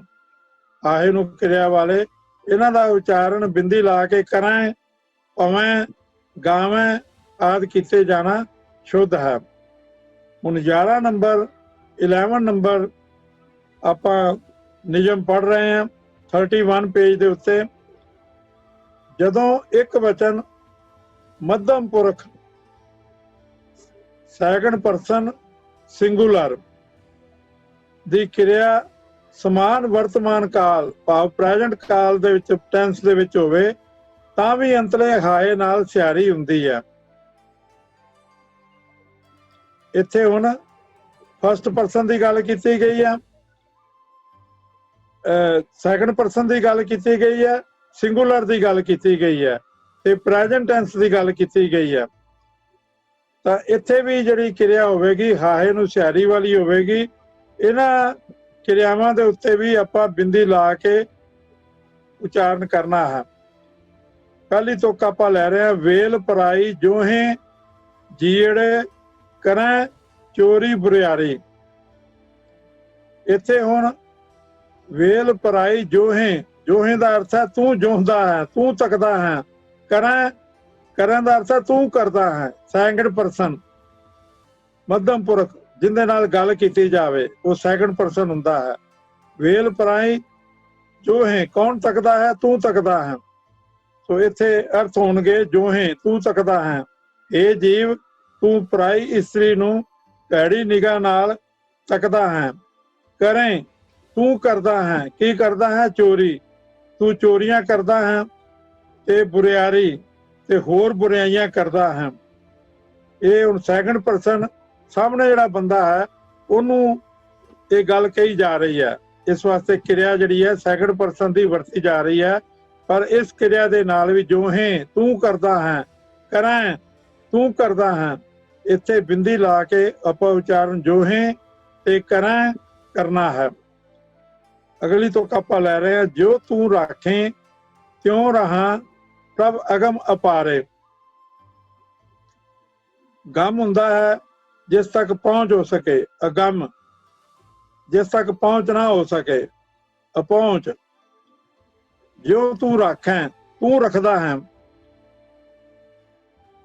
ਅਰਥ ਹੋਣਗੇ ਹੇ ਅਪਹੁੰਚ, ਅਗਮ, ਅਪਾਰੇ, ਹੇ ਬੇਅੰਤ ਪ੍ਰਭੂ, ਜਿਵੇਂ ਤੂੰ ਹੀ ਮੈਨੂੰ ਰੱਖਦਾ ਹੈ ਮੈਂ ਉਸੇ ਤਰ੍ਹਾਂ ਹੀ ਰਹਿ ਸਕਦਾ ਹਾਂ। ਮਾਇਆ ਦੇ ਬੰਧਨਾਂ ਤੋਂ ਤੂੰ ਹੀ ਮੈਨੂੰ ਬਚਾ ਸਕਦਾ ਹੈ। ਅਗਲੀ ਤੁਕ ਆਪਾਂ ਲੈ ਰਹੇ ਹਾਂ, ਜਿਸ ਨੂੰ ਕਥਾ ਸੁਣਾਏ। ਹੁਣ ਹਾਏ ਨੂੰ ਸਿਆਰੀ ਦੇ ਨਾਲ ਕਿਰਿਆ ਹੈ ਸੁਣਾਏ, ਤੂੰ ਸੁਣਾਉਂਦਾ ਹੈ। ਆਪਣੀ ਸੇ ਗੁਰਦੁਆਰੇ ਸੁਖ ਪਾਵੇਂ। ਜਿਸ ਨੂੰ ਕਥਾ ਸੁਣਾਏ ਆਪਣੀ ਸੇ ਗੁਰਦੁਆਰੇ ਸੁਖ ਪਾਵੇ। ਸੁਣਾਏ, ਤੂੰ ਸੁਣਾਉਂਦਾ ਹੈ। ਜਿਸ ਜਿਸ ਮਨੁੱਖ ਨੂੰ ਤੂੰ ਆਪਣੀ ਸਿਫਤ ਸਲਾਹ ਦੀ ਬਾਣੀ ਸੁਣਾਉਂਦਾ ਹੈ, ਸੁਣਨ ਵੱਲ ਪ੍ਰੇਰਦਾ ਹੈ, ਉਹ ਬੰਦੇ ਗੁਰੂ ਦੇ ਦਰ ਤੇ ਪਹੁੰਚ ਕੇ ਆਤਮਕ ਆਨੰਦ ਮਾਣਦੇ ਹਨ। ਇੱਥੇ ਸੁਣਾਏ ਇਹ ਬਿੰਦੀ ਲਾ ਕੇ ਉਚਾਰਨ ਕਰਨਾ ਹੈ, ਸੁਣਾਏ। ਸੋ ਇਹਨਾਂ ਉੱਪਰਲੀਆਂ ਤੁਕਾਂ ਦੇ ਵਿੱਚ ਜੋਹੇ, ਤੂੰ ਤੱਕਦਾ ਹੈ, ਕਰੈ, ਤੂੰ ਕਰਦਾ ਹੈ, ਰਾਖੇ, ਤੂੰ ਰੱਖਦਾ ਹੈ, ਸੁਣਾਏ, ਤੂੰ ਸੁਣਾਉਂਦਾ ਹੈ, ਇਹਨਾਂ ਦਾ ਉਚਾਰਨ ਬਿੰਦੀ ਲਾ ਕੇ ਹਾਏ ਨੂੰ ਸਿਆਰੀ ਦੇ ਨਾਲ ਕਰਨਾ ਹੈ। ਹੁਣ 12 ਨੰਬਰ ਨਿਯਮ ਆਪਾਂ ਪੜ੍ਹ ਰਹੇ ਹਾਂ। ਜਦੋਂ ਬਹੁਵਚਨ ਅਨਯ ਪੁਰਖ, ਥਰਡ ਪਰਸਨ ਪਲੂਰਲ, ਬਹੁਵਚਨ ਪਲੂਰਲ ਹੋ ਗਿਆ, ਅਨਯ ਪੁਰਖ ਥਰਡ ਪਰਸਨ, ਜਿੰਦੇ ਬਾਰੇ ਗੱਲ ਕੀਤੀ ਜਾਵੇ ਦੀ ਕਿਰਿਆ ਭਵਿੱਖਤ ਕਾਲ ਫਿਊਚਰ ਟੈਂਸ ਦੇ ਵਿੱਚ ਹੋਵੇਗੀ ਤਾਂ ਵੀ ਅੰਤਲੇ ਹਾਏ ਨਾਲ ਸਿਆਰੀ ਹੁੰਦੀ ਹੈ ਤੇ ਇਸ ਕਿਰਿਆ ਦੇ ਉੱਤੇ ਵੀ ਬਿੰਦੀ ਲਾ ਕੇ ਉਚਾਰਨ ਕੀਤਾ ਜਾਵੇਗਾ। ਥਰਡ ਪਰਸਨ ਦੇ ਬਾਰੇ ਗੱਲ ਹੋਵੇਗੀ ਤੇ ਪਲੂਰਲ ਦੀ ਗੱਲ ਹੋਵੇਗੀ, ਬਹੁਵਚਨ ਦੀ ਗੱਲ ਹੋਵੇਗੀ ਤੇ ਫਿਊਚਰ ਟੈਂਸ ਦੀ ਗੱਲ ਹੋਵੇਗੀ। ਇਸ ਕਿਰਿਆ ਦੇ ਚੋਂ ਜਿਹੜੇ ਅਰਥ ਹਨ ਉਹ ਫਿਊਚਰ ਟੈਂਸ ਦੇ ਨਿਕਲਣਗੇ। ਇੱਕ ਚਾਲੇ, ਇੱਕ ਚਾਲ ਸਹਿ, ਸਭ ਆਪਣੀ ਵਾਰ। ਚਾਲ ਸਹਿ ਬਿੰਦੀ ਲਾ ਕੇ ਚਾਲ ਸਹਿ ਪਾਠ ਕਰਾਂਗੇ ਤੇ ਚਾਲ ਸਹਿ ਦਾ ਅਰਥ ਹੈ ਚਲੇ ਜਾਣਗੇ, ਬਹੁਵਚਨ ਹੈ, ਬਹੁਤੇ ਜਣਿਆਂ ਦੀ ਗੱਲ ਕੀਤੀ ਜਾ ਰਹੀ ਹੈ। ਅਰਥ ਹੋਣਗੇ ਆਪਣੀ ਵਾਰੀ ਸਿਰ, ਕਈ ਇੱਥੋਂ ਜਾ ਚੁੱਕੇ ਹਨ। ਇੱਕ ਚਾਲੇ, ਇੱਕ ਚਾਲੇ ਮੈਨੇ ਚਲੇ ਗਏ ਤੇ ਕਈ ਚਲੇ ਜਾਣਗੇ, ਚਾਲ ਸਹਿ।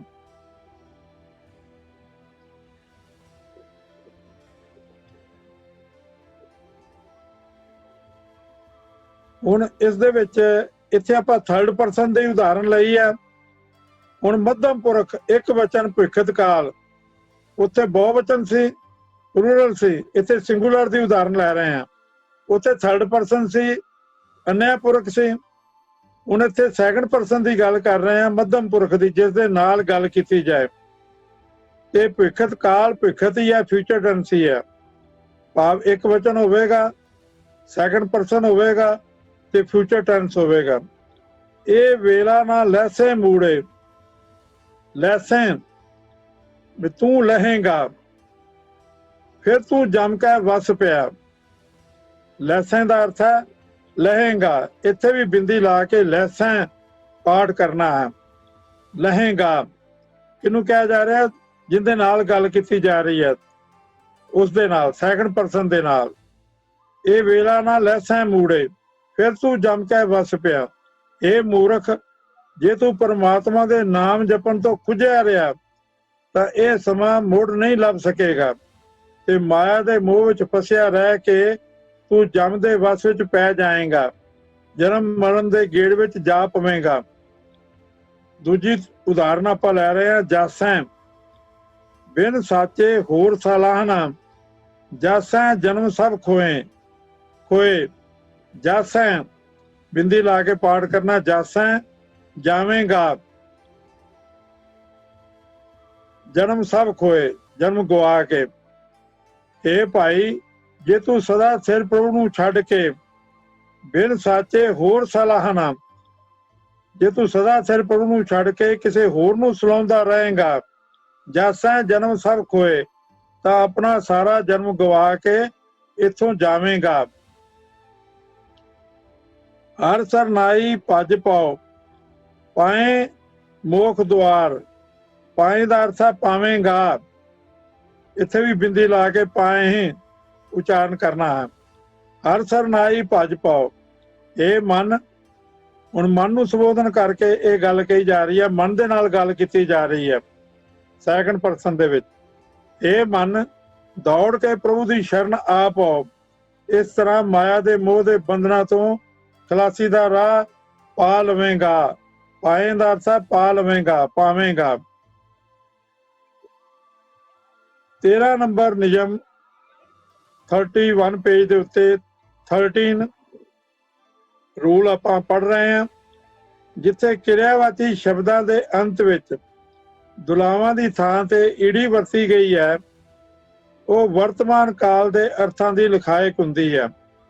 ਭਾਵ ਜਿਹੜੀਆਂ ਕਿਰਿਆਵਾਚੀ ਸ਼ਬਦਾਂ ਦੇ ਅੰਤ ਵਿੱਚ ਈੜੀ ਦੀ ਵਰਤੋਂ ਕੀਤੀ ਜਾਂਦੀ ਹੈ, ਈੜੀ ਨੂੰ ਸਿਹਾਰੀ ਵਰਤੀ ਜਾਂਦੀ ਹੈ, ਉਹ ਪ੍ਰੈਜ਼ੈਂਟ ਟੈਂਸ ਦੇ ਅਰਥਾਂ ਦੀ ਲਿਖਾਇਕ ਹੁੰਦੀ ਹੈ। 32 ਪੇਜ ਦੇ ਉੱਤੇ ਪਹਿਲੀ ਉਦਾਹਰਨ ਦਿੱਤੀ ਗਈ ਹੈ, ਬਸੇ ਕ੍ਰੋਧ ਸਰੀਰ ਚੰਡਾਲਾ। ਚੰਡਾਰਾ ਬਸੇ, ਬਸੇ ਦਾ ਅਰਥ ਹੈ ਬਸਦਾ ਹੈ। ਇਸ ਕਿਰਿਆ ਦੇ ਵਿੱਚ ਬੱਬਾ, ਸੱਸਾ ਤੇ ਈੜੀ ਨੂੰ ਸਿਹਾਰੀ ਹੈ। ਇਹ ਪ੍ਰੈਜ਼ੈਂਟ ਟੈਂਸ ਦੀ ਸੂਚਕ ਹੈ। ਇਹ ਕਿਰਿਆ, ਇਹ ਸ਼ਬਦ ਬਸੇ, ਬਸੇ ਦਾ ਅਰਥ ਹੈ ਬਸਦਾ ਹੈ। ਬਸੇ ਕ੍ਰੋਧ ਸਰੀਰ ਚੰਡਾਰਾ। ਬਸੇ ਦਾ ਅਰਥ ਹੈ ਬਸਦਾ ਹੈ। ਮਨੁੱਖ ਦੇ ਸਰੀਰ ਵਿੱਚ ਚੰਡਾਲ ਕ੍ਰੋਧ ਵਸਦਾ ਹੈ।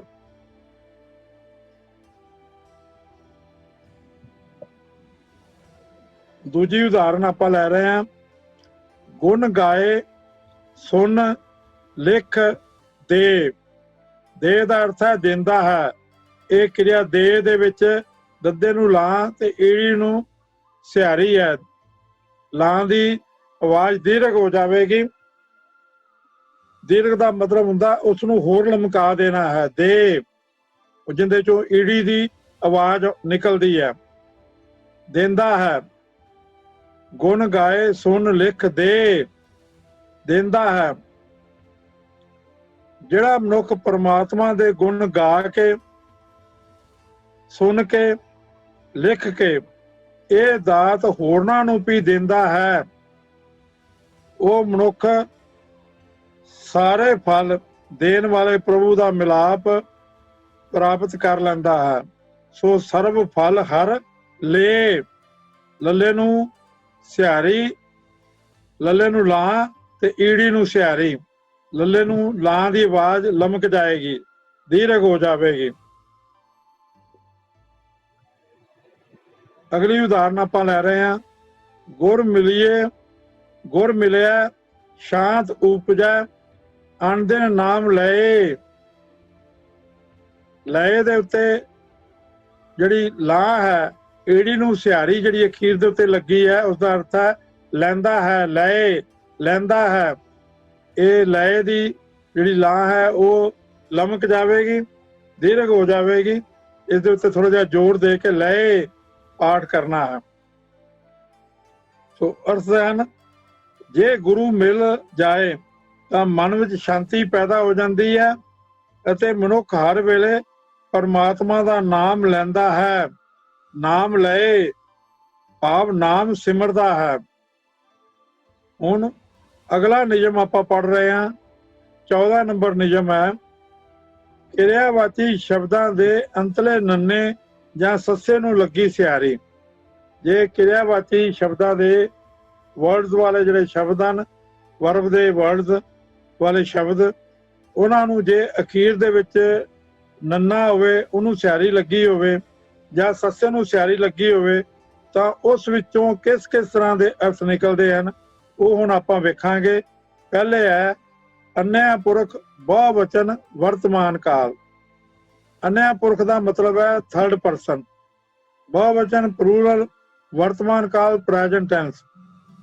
ਥਰਡ ਪਰਸਨ ਜਿਹਦੇ ਬਾਰੇ ਗੱਲ ਕੀਤੀ ਜਾਵੇ ਉਹਨੂੰ ਦੀ ਗੱਲ ਹੋਵੇਗੀ, ਬਹੁਵਚਨ ਦੀ ਗੱਲ ਹੋਵੇਗੀ, ਪਲੂਰਲ ਦੀ ਗੱਲ ਹੋਵੇਗੀ, ਵਰਤਮਾਨ ਕਾਲ ਪ੍ਰੈਜ਼ੈਂਟ ਟੈਂਸ ਦੀ ਗੱਲ ਹੋਵੇਗੀ। ਹੁਣ ਇੱਥੇ ਕਿਰਿਆ ਹੈ ਜਾਨ, ਜੱਜੇ ਨੂੰ ਕੰਨਾ ਤੇ ਨੰਨ ਨੂੰ ਸਿਹਾਰੀ, ਜਾਨ। ਦੂਜੀ ਕਿਰਿਆ ਆ ਰਹੀ ਹੈ ਪਾਇਨ, ਪੱਪੇ ਨੂੰ ਕੰਨਾ, ਈੜੀ ਨੂੰ ਸਿਹਾਰੀ ਤੇ ਨੰਨੇ ਨੂੰ ਸਿਹਾਰੀ।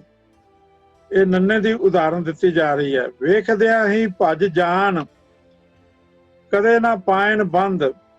ਹੁਣ ਇਹ ਬਹੁਵਚਨ ਦਾ ਲਿਖਾਇਕ ਹੈ ਜਾਨ, ਜਾਂਦੇ ਹਨ ਵਰਤਮਾਨ ਕਾਲ ਦੇ ਵਿੱਚ। ਤੇ ਅੰਨ੍ਹਿਆ ਪੁਰਖ ਦੀ ਗੱਲ ਹੈ, ਥਰਡ ਪਰਸਨ ਦੀ ਗੱਲ ਕੀਤੀ ਜਾਂਦੀ ਹੈ। ਉਹ ਭੱਜ ਜਾਂਦੇ ਹਨ, ਪਾਇਨ ਉਹ ਪਾਉਂਦੇ ਹਨ।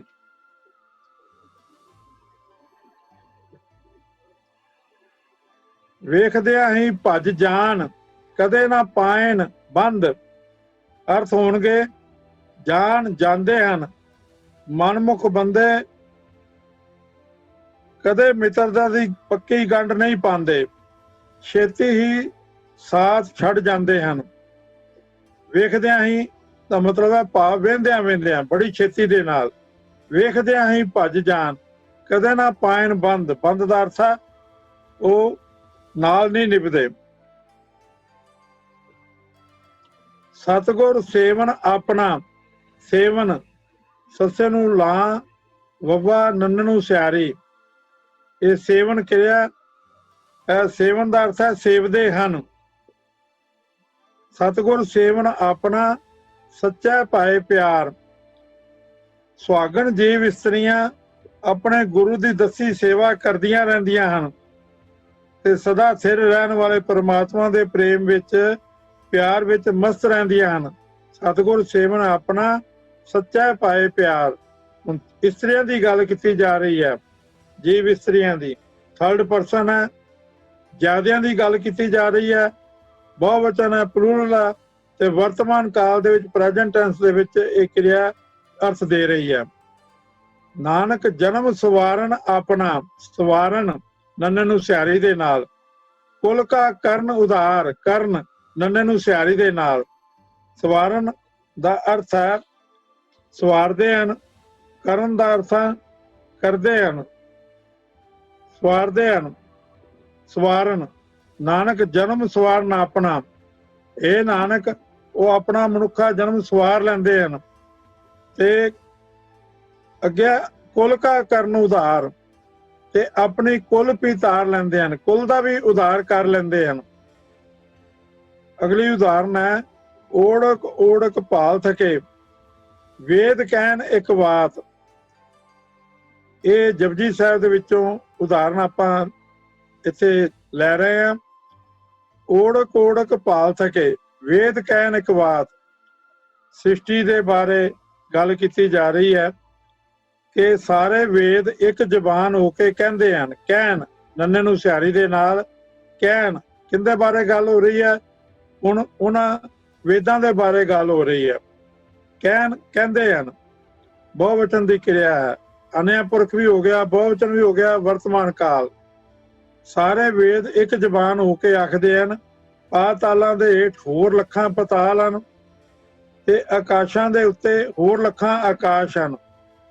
ਬੇਅੰਤ ਰਿਸ਼ੀ ਮੁਨੀ ਇਹਨਾਂ ਦੇ ਅਖੀਰਲੇ ਬੰਨਿਆਂ ਦੀ ਭਾਲ ਕਰਦੇ ਥੱਕ ਗਏ ਹਨ, ਪਰ ਲੱਭ ਨਹੀਂ ਸਕੇ। ਉਹਨਾਂ ਨੂੰ ਉਹਨਾਂ ਦਾ ਜਿਹੜਾ ਹੱਦ ਬੰਨਾ ਹੈ ਉਹ ਲੱਭਿਆ ਨਹੀਂ ਹੈ। ਓੜਕ ਓੜਕ ਭਾਲ ਸਕੇ ਵੇਦ ਕਹਿਣ ਇੱਕ ਬਾਤ। ਹੁਣ ਜਾਂਦੇ ਹਨ, ਪਾਇਨ ਪਾਉਂਦੇ ਹਨ, ਸੇਵਨ ਸੇਵਦੇ ਹਨ, ਸਵਾਰਨ ਸਵਾਰਦੇ ਹਨ, ਕਰਨ ਕਰਦੇ ਹਨ ਤੇ ਕਹਿਣ ਕਹਿੰਦੇ ਹਨ। ਅੱਗੇ ਥੱਲੇ ਜਿਹੜਾ ਨੋਟ ਹੈ ਇਹ ਬੜਾ ਧਿਆਨ ਦੇਣ ਵਾਲਾ ਹੈ। ਇਹ ਨੰਨੇ ਨੂੰ ਸਿਆਰੀ ਅਨਾਣੇ ਨੂੰ ਸਿਆਰੀ ਦੇ ਨਾਲ ਨਹੀਂ ਬਦਲ ਸਕਦੇ। ਗੁਰਬਾਣੀ 'ਚ ਧਿਆਨ ਰੱਖਣਾ ਹੈ, ਜੇ ਨੰਨੇ ਨੂੰ ਸਿਆਰੀ ਨਾਲ ਹੋਵੇਗਾ ਤਾਂ ਜਿਹੜੇ ਅਰਥ ਹਨ ਉਹ ਅਨਿਆ ਪੁਰਖ, ਬਹੁਵਚਨ ਤੇ ਵਰਤਮਾਨ ਕਾਲ ਦੇ ਹੋਣਗੇ। ਪਰ ਜੇ ਨੰਨੇ ਦੀ ਥਾਂ ਦੇ ਉੱਤੇ ਅਨਾਣੇ ਨੂੰ ਸਿਆਰੀ ਆ ਜਾਵੇਗੀ, ਜਿਵੇਂ ਕਹਿਣ ਕੱਕਾ ਹਾਹਾ ਨੰਨੇ ਨੂੰ ਸਿਆਰੀ ਸੀ ਤਾਂ ਕਹਿਣ ਦਾ ਅਰਥ ਸੀ ਕਹਿੰਦੇ ਹਨ। ਪਰ ਜਦੋਂ ਕੱਕਾ ਹਾਹਾ ਅਨਾਣੇ ਨੂੰ ਸਿਆਰੀ ਆ ਜਾਵੇਗੀ ਤਾਂ ਉਸ ਦਾ ਅਰਥ ਹੋ ਜਾਏਗਾ ਕਹਿਣ ਵਿੱਚ। ਉਹ ਕਹਿੰਦੇ ਹਨ ਨਹੀਂ ਹੋ ਸਕਦਾ, ਉਹਦਾ ਅਰਥ ਹੋ ਜਾਏਗਾ ਕਹਿਣ ਵਿੱਚ। ਹੁਣ ਆਪਾਂ ਇੱਕ ਉਦਾਹਰਣ ਲੈ ਰਹੇ ਹਾਂ ਕਹਿਣ ਦੀ। ਕੱਕਾ ਹਾਹਾ ਅਨਾਣੇ ਨੂੰ ਸਿਆਰੀ ਦੇ ਨਾਲ 5 ਨੰਬਰ ਪੇਜ ਦੇ ਉੱਤੇ, ਪੇਜ ਨੰਬਰ 5 ਦੇ ਉੱਤੇ ਜਪਜੀ ਸਾਹਿਬ ਦੇ ਵਿੱਚੋਂ ਇਹ ਉਦਾਹਰਣ ਲਈ ਜਾ ਰਹੀ ਹੈ। ਗੁਰਬਾਣੀ ਦੇ ਵਿੱਚ 5 ਨੰਬਰ ਪੇਜ ਗੁਰੂ ਗ੍ਰੰਥ ਸਾਹਿਬ ਦੇ ਵਿੱਚ ਅੰਤ ਨਾ ਸਿਫਤੀ ਕਹਿਣ ਨਾ ਅੰਤ। ਇੱਥੇ ਕਹਿਣ ਸ਼ਬਦ ਕੱਕਾ ਹਾਹਾ ਅਨਾਣੇ ਨੂੰ ਸਿਆਰੀ ਦੇ ਨਾਲ ਹੈ, ਇਹ ਨੰਨੇ ਨੂੰ ਸਿਆਰੀ ਦੇ ਨਾਲ ਨਹੀਂ ਹੈ। ਇੱਥੇ ਕਹਿਣ ਦਾ ਅਰਥ ਹੈ ਕਹਿਣ ਨਾਲ, ਦੱਸਣ ਨਾਲ। ਅੰਤ ਨਾ ਸਿਫਤੀ, ਅਕਾਲ ਪੁਰਖ ਦੇ ਗੁਣਾਂ ਦਾ ਕੋਈ ਹੱਦ ਬੰਨਾ ਨਹੀਂ ਹੈ। ਅੰਤ ਨਾ ਸਿਫਤੀ ਕਹਿਣ ਕੱਕਾ ਹਾਹਾ ਅਨਾਣੇ ਨੂੰ ਸਿਆਰੀ, ਇਹ ਨੰਨੇ ਨੂੰ ਸਿਆਰੀ ਨਹੀਂ ਹੈ। ਹੁਣ ਇਹ ਅਨਾਣੇ ਨੂੰ ਸਿਆਰੀ ਹੈ। ਕਹਿਣ ਦਾ ਅਰਥ ਹੈ ਕਹਿਣ ਨਾਲ, ਦੱਸਣ ਨਾਲ। ਅਕਾਲ ਪੁਰਖ ਦੇ ਗੁਣਾਂ ਦਾ ਕੋਈ ਹੱਦ ਬੰਨਾ ਨਹੀਂ ਹੈ। ਕਹਿਣ ਨਾਲ ਜਾਂ ਗਿਣਨ ਨਾਲ ਵੀ ਗੁਣਾਂ ਦਾ ਅੰਤ ਨਹੀਂ ਪੈ ਸਕਦਾ। ਇੱਕ ਹੋਰ ਦੂਜੀ ਉਦਾਹਰਣ ਇੱਥੇ ਦਿੱਤੀ ਹੈ ਸਲਾਹਣ ਦੀ, ਕਿ ਸਲਾਹਣ ਹੋਵੇ ਤਾਂ ਨੰਨੇ ਨੂੰ ਸਿਆਰੀ ਦੇ ਨਾਲ ਹੋਵੇ ਤਾਂ ਉਸਦਾ ਅਰਥ ਹੋਵੇਗਾ ਸਲਾਉਂਦੇ ਹਨ। ਪਰ ਜੇ ਸਲਾਹਣ ਨੰਨੇ ਨੂੰ ਸਿਆਰੀ ਦੀ ਥਾਂ ਤੇ ਅਨਾਣਾ ਹੋ ਜਾਵੇਗਾ ਤਾਂ ਉਸਦਾ ਅਰਥ ਹੋ ਜਾਵੇਗਾ ਸਿਫਤਾਂ, ਉਹ ਨਾਉਨ ਬਣ ਜਾਵੇਗਾ। ਪਹਿਲੇ ਆਪਾਂ ਜੋ ਪ੍ਰਕਰਨ ਚੱਲ ਰਿਹਾ ਹੈ ਨੰਨੇ ਨੂੰ ਸਿਆਰੀ ਵਾਲੀ ਕਿਰਿਆ ਦਾ, ਉਹ ਲੈ ਰਹੇ ਹਾਂ ਸਲਾਹਣ। ਸੱਸੇ ਨੂੰ ਕੰਨਾ, ਲੱਲੇ ਨੂੰ ਕੰਨਾ, ਹਾਹਾ, ਨੰਨੇ ਨੂੰ ਸਿਆਰੀ, ਜਿਸ ਦਾ ਅਰਥ ਹੈ ਸਲਾਉਂਦੇ ਹਨ। ਪੇਜ ਨੰਬਰ 1333, 1333 ਪੇਜ ਦੇ ਉੱਤੇ ਤੁਕ ਹੈ। ਪੇਜ ਨੰਬਰ 1333 ਗੁਰੂ ਗ੍ਰੰਥ ਸਾਹਿਬ ਦਾ। ਗੁਰਮੁਖ ਸਲਾਹਣ ਸੇ ਸਾਧ ਪਾਇਨ ਮੀਠਾ ਅੰਮ੍ਰਿਤ ਸਾਰ। ਗੁਰਮੁਖ ਸਲਾਹਣ ਪੇਜ ਨੰਬਰ 1333 ਗੁਰਮੁਖ ਸਲਾਹਣ। ਇਹ ਉਹੀ ਉਦਾਹਰਣ ਹੈ ਅਨਿਆ ਪੁਰਖ ਬਹੁਵਚਨ ਵਰਤਮਾਨ ਕਾਲ ਦੀ। ਸਲਾਹਣ ਦਾ ਅਰਥ ਹੈ ਸਲਾਉਂਦੇ ਹਨ। ਇਹ ਭਾਈ ਜਿਹੜੇ ਮਨੁੱਖ ਗੁਰੂ ਦੀ ਸ਼ਰਨ ਪੈ ਕੇ ਗੁਰਮੁਖ ਸਲਾਹਣ ਸੇ ਸਾਧ ਪਾਇਨ, ਪਰਮਾਤਮਾ ਦੀ ਸਿਫਤ ਸਲਾਹ ਕਰਦੇ ਹਨ, ਉਹ ਉਸ ਦਾ ਆਨੰਦ ਮਾਣਦੇ ਹਨ।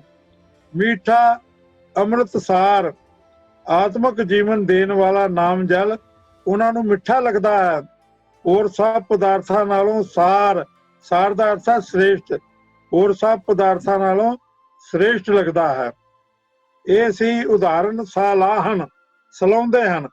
ਪਰ ਜੇ ਇਹ ਸਲਾਹਣ ਦੇ ਵਿੱਚ ਨੰਨੇ ਨੂੰ ਸਿਆਰੀ ਦੀ ਥਾਂ ਤੇ ਹੁਣ ਅਨਾਣਾ ਆ ਜਾਵੇਗਾ, ਸੱਸੇ ਨੂੰ ਕੰਨਾ, ਲੱਲੇ ਨੂੰ ਕੰਨਾ, ਹਾਹਾ ਤੇ ਅਨਾਣਾ, ਤਾਂ ਇਹ ਸਲਾਹਨ ਹੁਣ ਕਿਰਿਆ ਨਹੀਂ ਰਹੀ, ਇਹ ਨਾਉਣ ਬਣ ਗਿਆ ਹੈ, ਸਿਫਤਾਂ।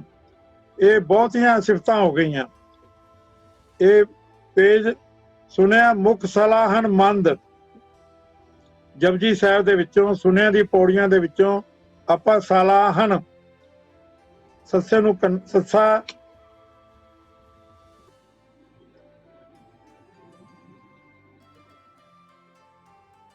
ਸੁਣਿਆ ਮੁਖ ਸਲਾਹਨ ਮੰਦ। ਇਹ ਸਲਾਹਨ ਦਾ ਅਰਥ ਹੈ ਸਿਫਤਾਂ। ਅਕਾਲ ਪੁਰਖ ਦੇ ਨਾਮ ਵਿੱਚ ਸੁਰਤ ਜੋੜਨ ਸਦਕਾ।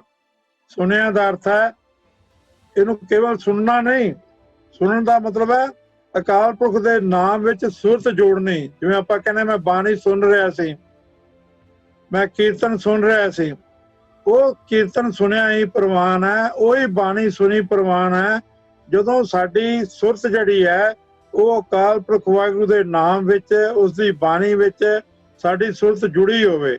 ਇਸ ਕਰਕੇ ਸੁਣਿਆ ਦਾ ਅਰਥ ਇਹ ਕੀਤਾ ਗਿਆ ਹੈ ਅਕਾਲ ਪੁਰਖ ਦੇ ਨਾਮ ਵਿੱਚ ਸੁਰਤ ਜੋੜਨ ਸਦਕਾ। ਮੁੱਖ ਸਲਾਹਨ ਮੰਦ, ਮੰਦਾ ਮਨੁੱਖ ਵੀ ਮੂੰਹੋਂ ਰੱਬ ਦੀਆਂ ਸਿਫਤਾਂ ਕਰਨ ਲੱਗ ਪੈਂਦਾ ਹੈ। ਇੱਥੇ ਸਲਾਹਨ ਦਾ ਅਰਥ ਹੈ ਸਿਫਤਾਂ। ਪਰ ਜਿਹੜਾ ਪਹਿਲਾ ਨੰਨੇ ਨੂੰ ਸਿਆਰੀ ਵਾਲਾ ਸਲਾਹਨ ਸੀ, ਉਹਦਾ ਅਰਥ ਸੀ ਸਲਾਉਂਦੇ ਹਨ। ਹੁਣ ਆਪਾਂ ਐੜਾ ਪਾਠ ਜਿਹੜਾ ਹੈ 32 ਪੇਜ ਦੇ ਉੱਤੇ 14 ਨੰਬਰ ਨਿਯਮ ਦਾ ਉਹ ਲੈ ਰਹੇ ਆ। ਮੱਧਮ ਪੁਰਖ ਇੱਕ ਵਚਨ ਵਰਤਮਾਨ ਕਾਲ। ਮੱਧਮ ਪੁਰਖ ਸੈਕੰਡ ਪਰਸਨ ਇੱਕ ਵਚਨ ਦਾ ਭਾਵ ਹੈ ਸਿੰਗੂਲਰ। ਵਰਤਮਾਨ ਕਾਲ ਪ੍ਰੈਜ਼ੈਂਟ ਟੈਂਸ। ਮੱਧਮ ਪੁਰਖ ਜਿੰਦੇ ਨਾਲ ਗੱਲ ਕੀਤੀ ਜਾਏ। ਮੋਹ ਕੋ ਕਹਾਂ ਪੜਾਵਸ ਆਲ ਜਾਲ। ਪੜਾਵਸ ਸੱਸੇ ਨੂੰ ਸਿਆਰੀ ਦੇ ਨਾਲ। ਪਹਿਲੇ ਆਪਾਂ ਨੰਨੇ ਨੂੰ ਸਿਆਰੀ ਨਾਲ ਜਿੱਥੇ ਕਿਰਿਆ ਸੀ ਉਹਦੀ ਗੱਲ ਕੀਤੀ ਸੀ। ਹੁਣ ਜਿੱਥੇ ਕਿਰਿਆ ਦੇ ਵਿੱਚ ਅਖੀਰ ਦੇ ਵਿੱਚ ਸੱਸੇ ਨੂੰ ਸਿਆਰੀ ਆਉਂਦੀ ਹੈ ਤਾਂ ਉਸ ਦੇ ਵਿੱਚੋਂ ਜਿਹੜੇ ਅਰਥ ਹਨ ਉਹ ਵਰਤਮਾਨ ਪ੍ਰੈਜ਼ੈਂਟ ਟੈਂਸ ਦੇ ਨਿਕਲਣਗੇ, ਸੈਕੰਡ ਪਰਸਨ ਦੇ ਨਿਕਲਣਗੇ ਤੇ ਸਿੰਗੂਲਰ ਦੇ ਨਿਕਲਣਗੇ। ਮੋਹ ਕੋ ਕਹਾਂ ਪੜਾਵਸ। ਪੜਾਵਸ ਮੈਨੇ ਪੜਾਉਂਦਾ ਹੈ। ਕੌਣ ਪੜਾਉਂਦਾ ਹੈ? ਤੂੰ ਪੜਾਉਂਦਾ ਹੈ, ਸੈਕੰਡ ਪਰਸਨ। ਇਹ ਹੁਣ ਇਹ ਪ੍ਰਹਿਲਾਦ ਨਾਲ ਸੰਬੰਧਿਤ ਗੱਲ ਹੈ ਕਿ ਪ੍ਰਹਿਲਾਦ ਨੂੰ ਉਸਦੇ ਪਿਓ ਹਰਨਾਕਸ਼ ਨੇ ਪਾਠਸ਼ਾਲਾ ਵਿੱਚ ਪੜ੍ਹਨੇ ਪਾਇਆ। ਪ੍ਰਹਿਲਾਦ ਨੇ ਆਪਣੇ ਨਾਲ ਕਈ ਬਾਲਕ ਸਾਥੀ ਲੈ ਲਏ। ਜਦੋਂ ਪਾਂਧਾ ਜਿਹੜਾ ਸੀ, ਪਾਂਧਾ ਉਸਨੂੰ ਕੁਝ ਹੋਰ ਉਲਟ ਪੁਲਟ ਪੜਾਉਣ ਲੱਗਿਆ ਤਾਂ ਪ੍ਰਹਿਲਾਦ ਨੇ ਆਖਿਆ ਮੋਹ ਕੋ ਕਹਾਂ ਪੜਾਵਸ ਆਲ ਜਾਲ। ਇਹ ਪਾਂਧੇ, ਇਹ ਬਾਬਾ ਮੈਨੂੰ ਊਲ ਜਲੂਲ ਕਿਉਂ ਪੜਾਉਂਦਾ ਹੈ? ਪੜਾਵਸ ਤੂੰ ਪੜਾਉਂਦਾ ਹੈ। ਅੱਗੇ ਦੂਜੀ ਉਦਾਹਰਨ ਆਪਾਂ ਲੈ ਰਹੇ ਹਾਂ। ਝੂਠੇ ਕਹਾਂ ਬਿਲੋਵਸ ਪਾਣੀ। ਇਸ ਬਿਲੋਵਸ ਦੇ ਵਿੱਚ ਅਖੀਰ ਤੇ ਉੱਤੇ ਸੱਸੇ ਨੂੰ ਸਿਆਰੀ ਆਈ ਹੈ। ਬਿਲੋਵਸ ਦਾ ਅਰਥ ਹੈ ਤੂੰ ਬਿਲਾਉਂਦਾ ਹੈ, ਭਾਵ ਰਿੜਕਦਾ ਹੈ। ਝੂਠੇ ਕਹਾਂ ਬਿਲੋਵਸ ਪਾਣੀ। ਜਿਸ ਮਨੁੱਖ ਦਾ ਹਿਰਦਾ ਝੂਠਾ ਹੈ, ਕਪਟ ਨਾਲ ਭਰਿਆ ਹੋਇਆ ਹੈ। ਹਿਰਦਾ ਕਪਟ ਮੁੱਖ ਗਿਆਨੀ। ਝੂਠੇ ਕਹਾਂ ਬਿਲੋਵਸ ਪਾਣੀ। ਇਹ ਪਖੰਡੀ ਮਨੁੱਖ, ਤੇਰੇ ਮਨ ਵਿੱਚ ਤਾਂ ਠੱਗੀ ਹੈ ਪਰ ਤੂੰ ਮੂੰਹੋਂ ਬ੍ਰਹਮ ਗਿਆਨ ਦੀਆਂ ਗੱਲਾਂ ਕਰ ਰਿਹਾ ਹੈ। ਤੈਨੂੰ ਇਸ ਪਾਣੀ ਰਿੜਕਣ ਤੋਂ ਕੋਈ ਲਾਭ ਨਹੀਂ ਹੋ ਸਕਦਾ। ਬਿਲੋਵਸ ਬਿਲਾਉਂਦਾ ਹੈ, ਭਾਵ ਰਿੜਕਦਾ ਹੈ। ਐਵੇਂ ਪਾਣੀ ਕਿਉਂ ਰਿੜਕਦਾ ਹੈ? ਪਾਣੀ ਰਿੜਕਣ ਦੇ ਨਾਲ ਮੱਖਣ ਹਾਸਲ ਨਹੀਂ ਹੋ ਸਕਦਾ। ਇਸ ਤਰ੍ਹਾਂ ਦੀ ਜਿਹੜੀ ਕਿਰਿਆ ਹੈ, ਅੰਦਰ ਠੱਗੀ ਠੋਰੀ ਹੋਣੀ, ਬਾਹਰੋਂ ਬ੍ਰਹਮ ਗਿਆਨ ਦੀਆਂ ਗੱਲਾਂ ਕਰਨੀਆਂ, ਇਹ ਸਾਰਾ ਕੀ ਹੈ? ਇਹ ਪਾਣੀ ਰਿੜਕਣ ਦੇ ਬਰਾਬਰ ਹੈ। ਅਗਲੀ ਉਦਾਹਰਨ ਹੈ ਕਾਇਆ ਮਾਂਜਸ ਕੌਣ ਗੁਨਾਹ। ਮਾਂਜਸ ਤੂੰ ਮਾਂਜਦਾ ਹੈ।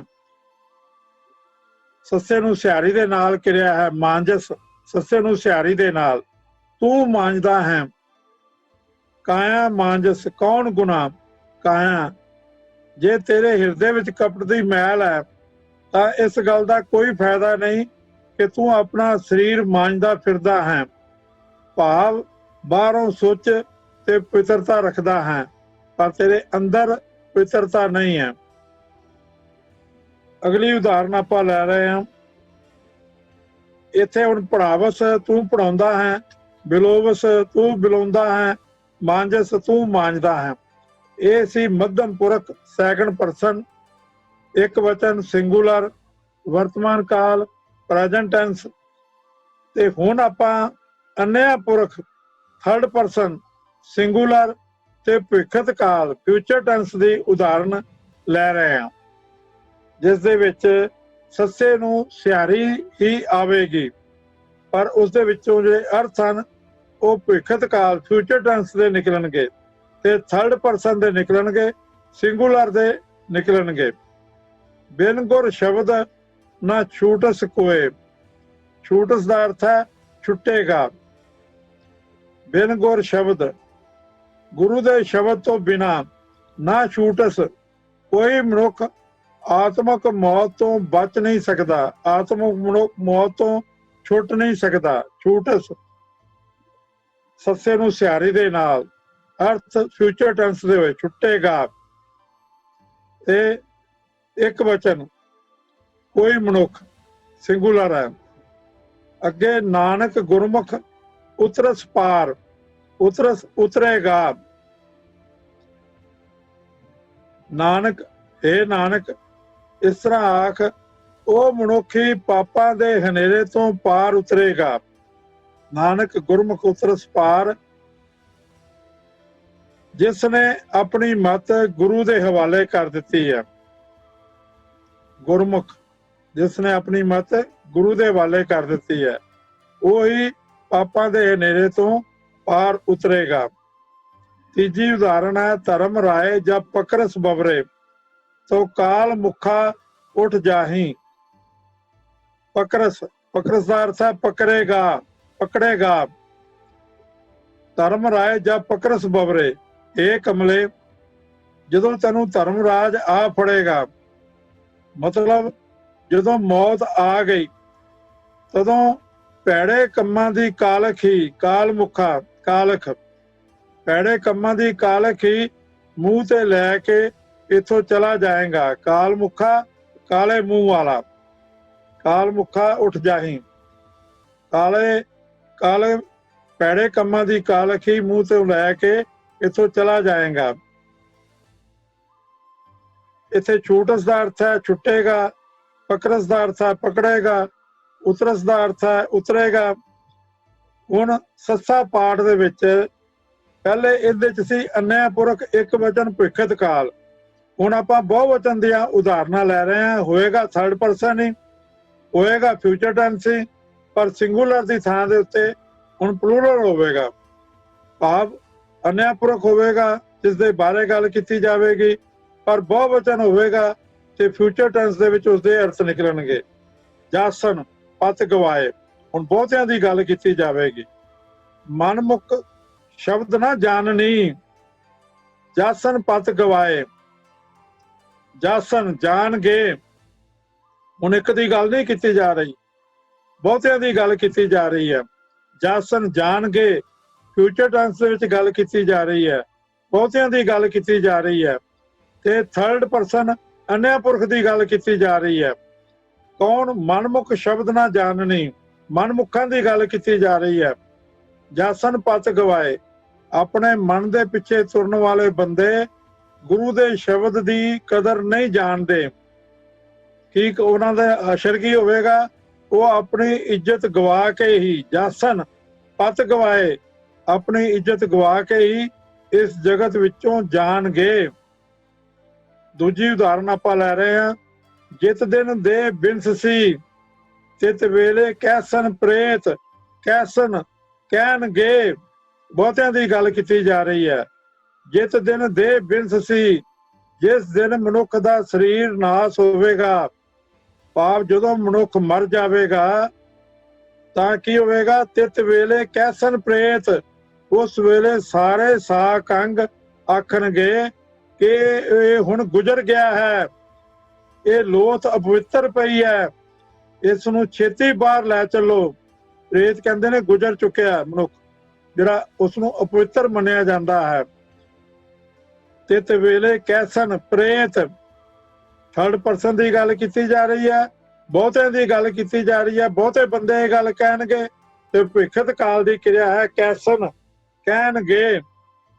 ਅਗਲੀ ਉਦਾਹਰਨ ਆਪਾਂ ਲੈ ਰਹੇ ਹਾਂ, ਤਲਬਾ ਪੌਸਨ ਆਕੀਆਂ, ਬਾਕੀ ਜਿਨਾ ਰਹੀ। ਪੌਸਨ, ਪੌਸਨ ਦਾ ਅਰਥ ਹੈ ਪੈਣ ਗੀਆਂ।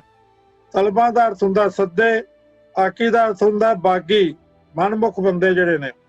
ਤਲਬਾਂ ਪੌਸਨ ਆਕੀਆ, ਜਿਹੜੇ ਜਿਨ੍ਹਾਂ ਵੱਲ ਲਿਖ ਦੀ ਬਾਕੀ ਰਹਿ ਜਾਂਦੀ ਹੈ। ਜੋ ਅਕਾਲ ਪੁਰਖ ਵਾਹਿਗੁਰੂ ਨੇ ਸਾਨੂੰ ਇੱਥੇ ਚੰਗੇ ਅਮਲ ਕਰਨ ਵਾਸਤੇ ਸੰਸਾਰ ਤੇ ਭੇਜਿਆ ਹੈ, ਪਰ ਅਸੀਂ ਜਿਹੜੇ ਅਮਲ ਕਰਦੇ ਹਾਂ ਜੇ ਚੰਗੇ ਨਹੀਂ ਹੁੰਦੇ, ਸਾਡਾ ਉੱਥੇ ਲੇਖਾ ਜੋਖਾ ਕੀਤਾ ਜਾਂਦਾ ਹੈ। ਤਾਂ ਜਿਨ੍ਹਾਂ ਦਾ ਲੇਖਾ ਬਾਕੀ ਨਿਕਲਦਾ ਹੈ, ਭਾਵ ਕਿ ਚੰਗੇ ਕੰਮ ਨਹੀਂ ਹੋਏ, ਕੰਮ ਮਾੜੇ ਹੋਏ ਹਨ, ਲੇਖਾ ਠੀਕ ਨਹੀਂ ਹੈ, ਤਾਂ ਜਿਨ੍ਹਾਂ ਵੱਲ ਲੇਖੇ ਦੀ ਬਾਕੀ ਰਹਿ ਜਾਂਦੀ ਹੈ, ਉਹਨਾਂ ਮਨੁੱਖਾਂ ਨੂੰ ਸੱਦੇ ਪੈਣਗੇ। ਤਲਬਾਂ ਸੱਦੇ ਪੈਣਗੇ। ਪੌਸਨ, ਪੌਸਨ ਮਾਨੇ ਪੈਣਗੇ, ਪੈਣਗੀਆਂ। ਤਲਬਾਂ ਪੈਣਗੀਆਂ, ਸੱਦੇ ਪੈਣਗੇ। ਹੁਣ ਜਾਸਨ ਦਾ ਅਰਥ ਹੈ ਜਾਣਗੇ, ਕੈਸਨ ਦਾ ਅਰਥ ਹੈ ਕਹਿਣਗੇ, ਤੇ ਪੌਸਨ ਦਾ ਅਰਥ ਹੈ ਪੈਣਗੀਆਂ। ਸੋ ਇਹ ਕਿਰਿਆ ਦੇ ਬਾਰੇ ਗੱਲ ਕੀਤੀ ਗਈ ਹੈ ਕਿ ਜਿੱਥੇ ਨੰਨੇ ਨੂੰ ਸਿਆਰੀ ਆਵੇ ਤਾਂ ਕੀ ਅਰਥ ਹੁੰਦੇ ਹਨ, ਜੇ ਸੱਸੇ ਨੂੰ ਸਿਆਰੀ ਆਵੇ ਤਾਂ ਕੀ ਅਰਥ ਹੁੰਦੇ ਹਨ। ਤੇ ਇਹ ਫਿਊਚਰ ਟੈਂਸ ਦੇ ਵਿੱਚ, ਪ੍ਰੈਜ਼ੈਂਟ ਟੈਂਸ ਦੇ ਵਿੱਚ, ਸਿੰਗੂਲਰ ਦੇ ਵਿੱਚ, ਪਲੂਰਲ ਦੇ ਵਿੱਚ ਅਰਥ ਕਿਵੇਂ ਬਦਲ ਜਾਂਦੇ ਹਨ, ਇਹ ਆਪਾਂ ਅੱਜ ਇੱਥੇ ਵਿਚਾਰ ਕੀਤੀ ਹੈ। ਕੁਝ ਸੰਖਿਅਕ ਨਿਸ਼ਚੈਵਾਚਕ ਪੜਨਾਮ ਵਿਸ਼ੇਸ਼ਣਾਂ ਦੇ ਬਾਰੇ ਵਿਚਾਰ ਕੀਤੀ ਹੈ। ਤੇ ਕੱਲ ਜਿਹੜੀ ਕਲਾਸ ਹੋਵੇਗੀ, ਇਸ ਤੋਂ ਅੱਗੇ ਆਪਾਂ 15 ਨੰਬਰ ਜੋ ਨਿਯਮ ਹੈ 33 ਪੇਜ ਦੇ ਉੱਤੇ, ਉਹ ਆਪਾਂ ਵਿਚਾਰ ਕਰਾਂਗੇ। ਕਿਰਿਆਵਾਚੀ ਵਿਸ਼ੇਸ਼ਣ ਜਿਹੜੇ ਨੇ, ਜਦੋਂ ਉਹ ਨਾਉਂ ਦੇ ਤੌਰ ਦੇ ਉੱਤੇ ਵਰਤੇ ਜਾਂਦੇ ਨੇ ਜਾਂ ਕਿਰਿਆ ਵਿਸ਼ੇਸ਼ਣ ਦੇ ਤੌਰ ਤੇ ਵਰਤੇ ਜਾਂਦੇ ਨੇ, ਤਾਂ ਉਹਨਾਂ ਵਿੱਚ ਕੀ ਫਰਕ ਹੁੰਦਾ ਹੈ, ਉੱਥੇ ਸਿਆਰੀ ਕੀ ਅਰਥ ਦਿੰਦੀ ਹੈ, ਇਹ ਆਪਾਂ ਕੱਲ ਦੀ ਕਲਾਸ ਵਿੱਚ ਪੜਾਂਗੇ। ਅੱਜ ਦੇ ਇਸ ਕਲਾਸ ਵਿੱਚ ਇਸ ਟੌਪਿਕ ਨੂੰ ਨਿਭਾਉਂਦਿਆਂ ਹੋਇਆਂ ਬੇਅੰਤ ਭੁੱਲਾਂ ਹੋ ਗਈਆਂ ਹਨ। ਅਣਜਾਣ ਬੱਚਾ ਸਮਝ ਕੇ ਖਿਮਾ ਕਰਨਾ ਜੀ। ਅਸੀਸ ਦੇਣੀ ਜੀ ਕਿ ਗੁਰਮੁਖ ਪ੍ਰਚਾਰ ਪ੍ਰਸਾਰ ਦਾ ਇਹ ਚਾਓ ਸਦਾ ਹੀ ਬਣਿਆ ਰਹੇ। ਵਾਹਿਗੁਰੂ ਜੀ ਕਾ ਖਾਲਸਾ, ਵਾਹਿਗੁਰੂ ਜੀ ਕੀ ਫਤਿਹ।